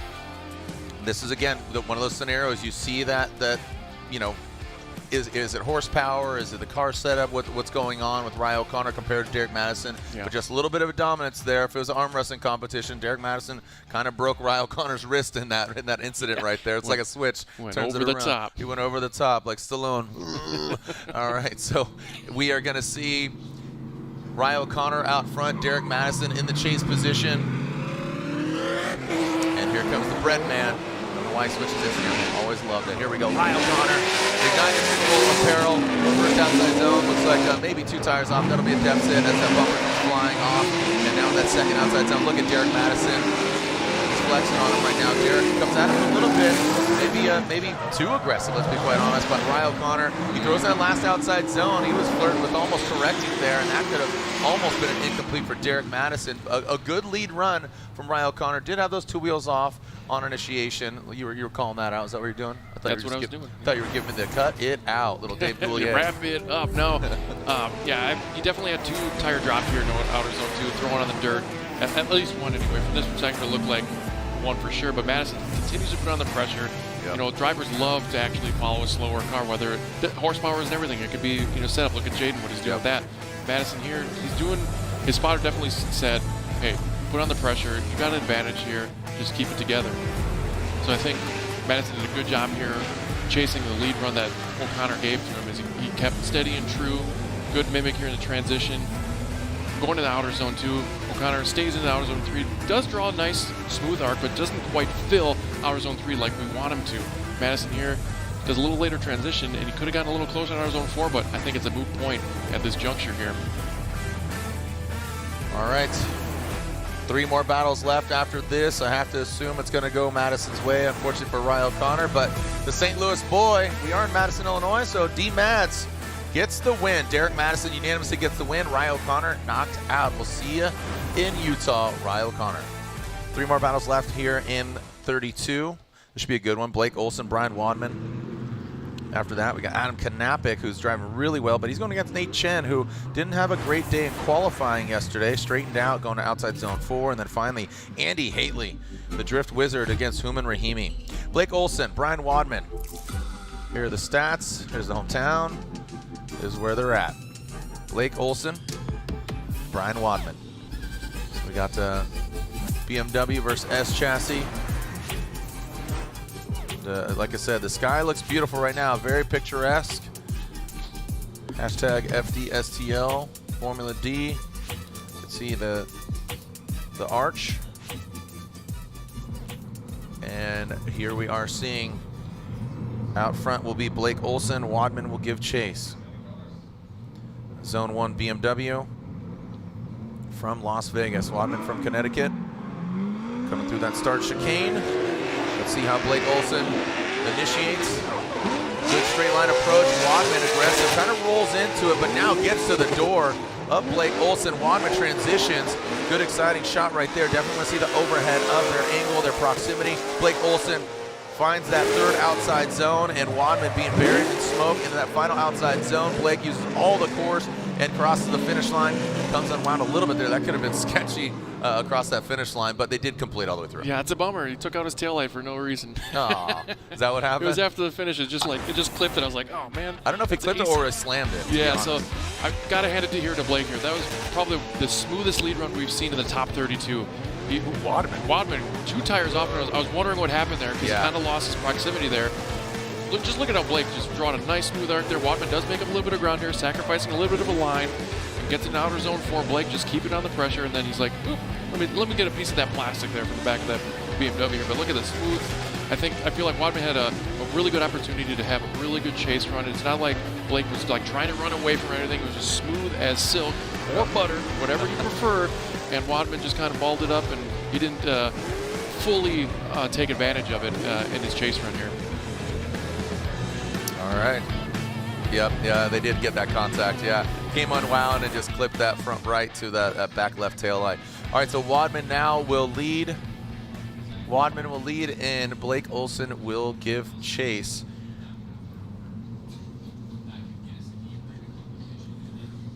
And here we go with, again, in the top 32. So just a heads up, again, there is a potential storm hitting us 10, 11 p.m. tonight. We're discussing options as far as competition, just a heads up. So things might be modified, so stay tuned. Here, Formula Drift, Link Engine Management ProSpec Championship. Wadman out front, Blake Olson in chase position. And it looks like a restart. So again, it does bear repeating. We are having discussions about a big storm that is hitting this evening that could expedite competition. We might shift some things around, so stay tuned. Tell all those big followers, anybody watching the schedule, we might have to modify some schedules because of obviously tomorrow is game day for round 5 of the Pro Championship. Didn't want to impede into that. And again, it's just a lot of drifting if we stayed up late, long days, hot, humid, rain, and also from what I understand, the rain coming is a big storm, so that would absolutely wreak havoc on the track as far as drainage, water, all those things. So if, the rain stopped, well, it's got to dry up, the sun definitely helped earlier, so we'll find out. Stay tuned.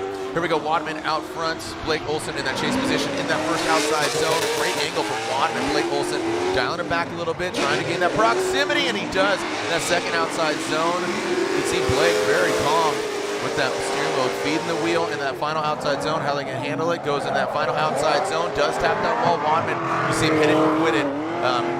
That was very precarious for Blake Olson. You saw him actually tap that wall. You can see that back left corner. So he just hates his taillights. No, I don't know. You know what? I got to match the other side. Yeah, it's fine. I'm going to just blend this thing right in. We'll get to that transition later here. Looking from the sky here. Look at Wadman. A little more comfortable out front here, but Blake's like, hey, I'm not comfortable back here too, as they do an awesome transition there into outer zone 2. Wadman staying in the outer zone 2 while Blake puts on the pressure here, drawing that good arc into outer zone 3.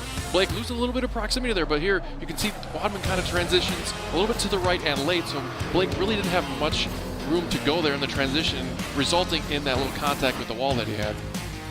Here we go, slide him left for Blake Olson, right for Brian Wadman, and it looks like Blake Olson gets the win. He's going on to our Royal Purple Top 16.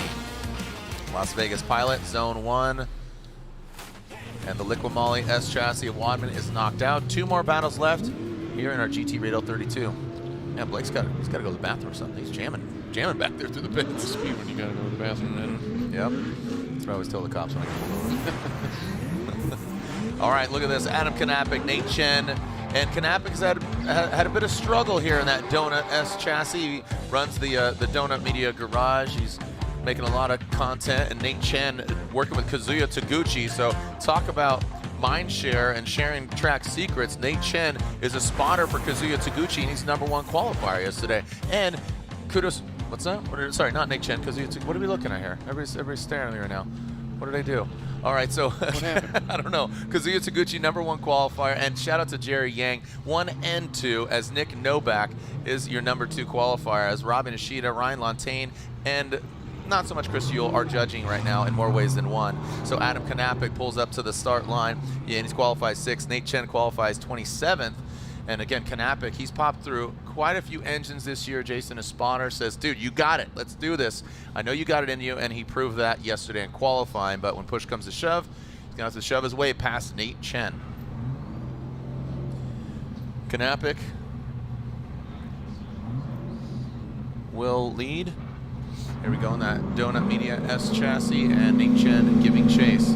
Lights are on, they'll extinguish, and here we go.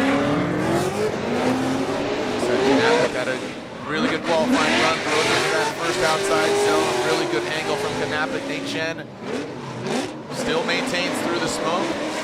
Nate Chen comes up a bit shallow on that second outside zone, and the third outside zone, Knappich almost gets into that wall. Again, this is the Knappich we definitely know is within, and Knappich goes to that last outside zone. You see us straightening. He straightens out. Come on. Yeah, that wall tap threw him off. Let's take a look at it again. Yeah, looking at here, we got a really aggressive run up here from Knappich and whips it in there in outer zone 1. Nate's not as present as I thought he was going to be there through the outer zone 1, and a little lazy transition from Knappich. I think Chen may anticipate a little faster transition there. Look at this. This is where he's shining. This outer zone 3. They're getting nice and tidy to that wall. And here we go, a little late and a little to the right, and just, oh, yep, there it's right now. You can see the steering wheel even went the opposite way. That's going to be an incomplete for Knappich here, unfortunately. That was a big gift that Knappich put a big bow on it. Says, Nate, you know, here you go. It's the December to remember, or this instance, it's the July to remember. Yeah. But look at that. Look at the proximity he's got to this wall here. Nate really was struggling to keep up with the momentum that Knappich had here, even despite the angle that he was pouring on, which usually doesn't go hand in hand. But when you keep that momentum going at that angle, it was a sight to see. Nate Chen will now lead. Knappich giving chase. And Knappich, I think, is going to have to be really aggressive here with that mistake out front. I mean, it was almost just a solid lead run for Knappich, but hitting that wall straightening out really throws him off. Now Nate Chen out front, like I said, a lot of knowledge here, spotting for Kazuya Taguchi in that second outside zone. Knappich dives in on the inside. Nate Chen puts the car in the right place. They're almost reversing roles here.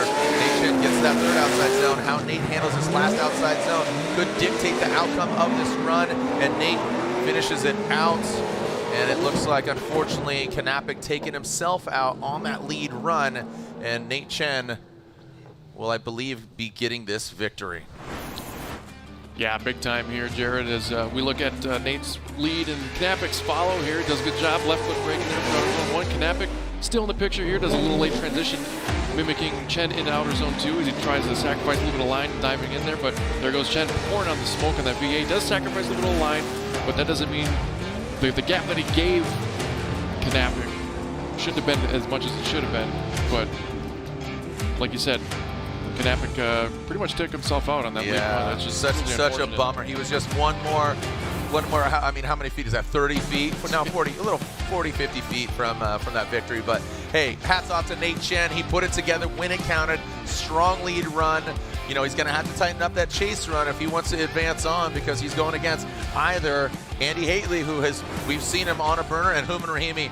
He is Dr. Jekyll and Mr. Hyde. You don't know who you're going to get, which temperament. He says he's only human, but he's human and human. So he's got kind of his alter ego there, and we'll see Hooman Rahimi or Andy Haitley going against Nate Chen. So that's, again, we got 15 drivers already in our Royal Purple Top 16.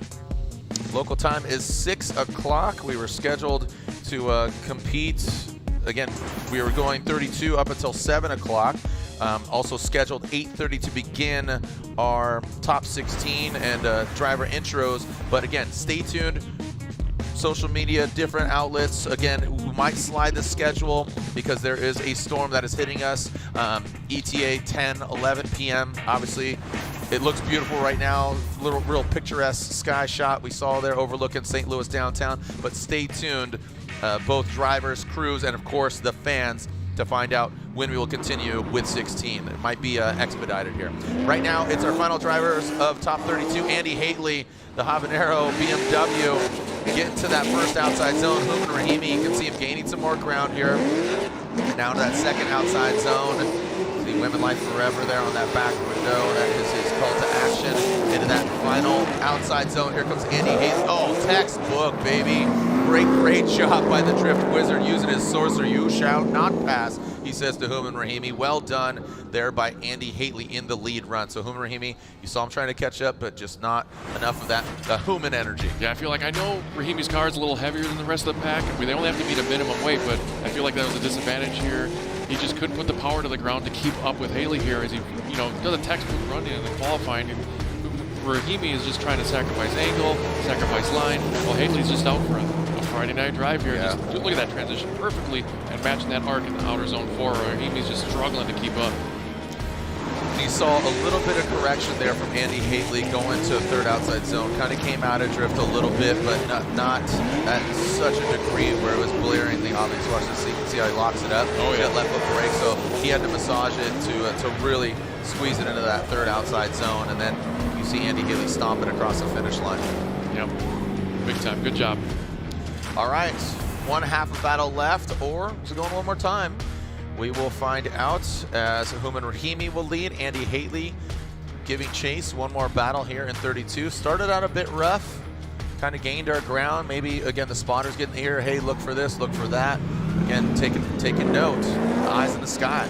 Houman Rahimi out front, initiating. Good job, great placement of that car by Houman Rahimi. I don't think Andy Haley has, he needs to be more active on this chase, and boom, he jumps up there, but has to back off. He got a little too close for comfort, and down that third outside zone. How we can handle this last outside zone. Looks like Houman Rahimi, he hits it and quits it. Decent proximity by Andy Haley. But again, looked like a little contact there towards the end. I feel like we could have switched these cars and Yeah. made them, both the same looking, and been hard to tell who was driving what, because I feel Haley was in the same ship. He just had a hard time catching up. I don't know if it's that, you're in the tighter line, the wheel speed is harder to get greater than your ground speed, and Rahimi was a little shallower in outer zone 3. I felt like Haley had a lot more opportunity to give a better chase than Rahimi did on his chase, and kind of balled it up here throughout the window here. Another look at outer zone 1. Rahimi coming in hot. It had a little more egg, a little more aggressive initiation there, but Haley, he got close there, but it just wasn't enough. He couldn't get the tires lit off to keep that pressure on Rahimi as they bring it around here, going into outer zone 4. A decent mimic there by Haley, but it was just the car was gripped up, tighter line. He couldn't mimic the angle or get the proximity I think that he really wanted. Send it. If you saw those sweet shirts, he did a guy from The Simpsons. They'll come to me in a moment. But regardless, it looks like Andy Haley will get the win unanimously against Houman Rahimi, and our Royal Purple Top 16 is set. Ned Flanders, that's what it is. Sendily deadly. And looks like Andy Haley, the Drift Wizard, we will see him in Top 16. Our Royal Purple Top 16 is set. Pro 2 ProSpec contingency. We got cash for each of our podium finishers that are running Royal Purple decals and the product, of course, and another cash prize for our top finisher at the end of the year. Again, running the decal, guaranteed payout. Here's our Royal Purple Top 16. Any big surprises here? I mean, Rudy Hansen, that's the big one for me. Yeah, that's the opposite of who surprised me that they won. But yeah, we got. I think Sullivan, he had to overcome Alex Jager, big hitter there. So that's definitely the big one for me. Yeah, Jager's out, right? So Jager's out, and Rudy Hansen. So hey, again, stay tuned. Stay tuned. We were scheduled to come on at 8:30, but if we do anything as far as schedule changes, we'll move stuff up. Again, local time is 6 p.m., so keep that in mind. If you're watching at home, local time is 6 p.m. Schedule was saying we're coming on at 8:30 local time. That's in 2.5 hours. We could expedite and move things up quicker, so stay tuned to social media and again, Discords if you're a driver and a crew and a staff, so stay tuned to all these different points of interest. So thank you so much. Some great driving here in ProSpec, Link Engine Management ProSpec Championship. Matt Sopa, thank you so much, brother. You betcha. And again, we'll continue this party in a Royal Purple Top 16, the TireStacks.com Grade 8. Be sure to go to CannonFilters.com to save some money, courtesy of that we're talking about, K&N. Again, you could save $50 off intakes, 20% off air filters. Go to CannonFilters.com. Go ahead, help yourself out. And that goes all the way till July 25th. See you down in the pits, or we'll see you back here. Stay tuned to Formula D on social media. Thank you so much.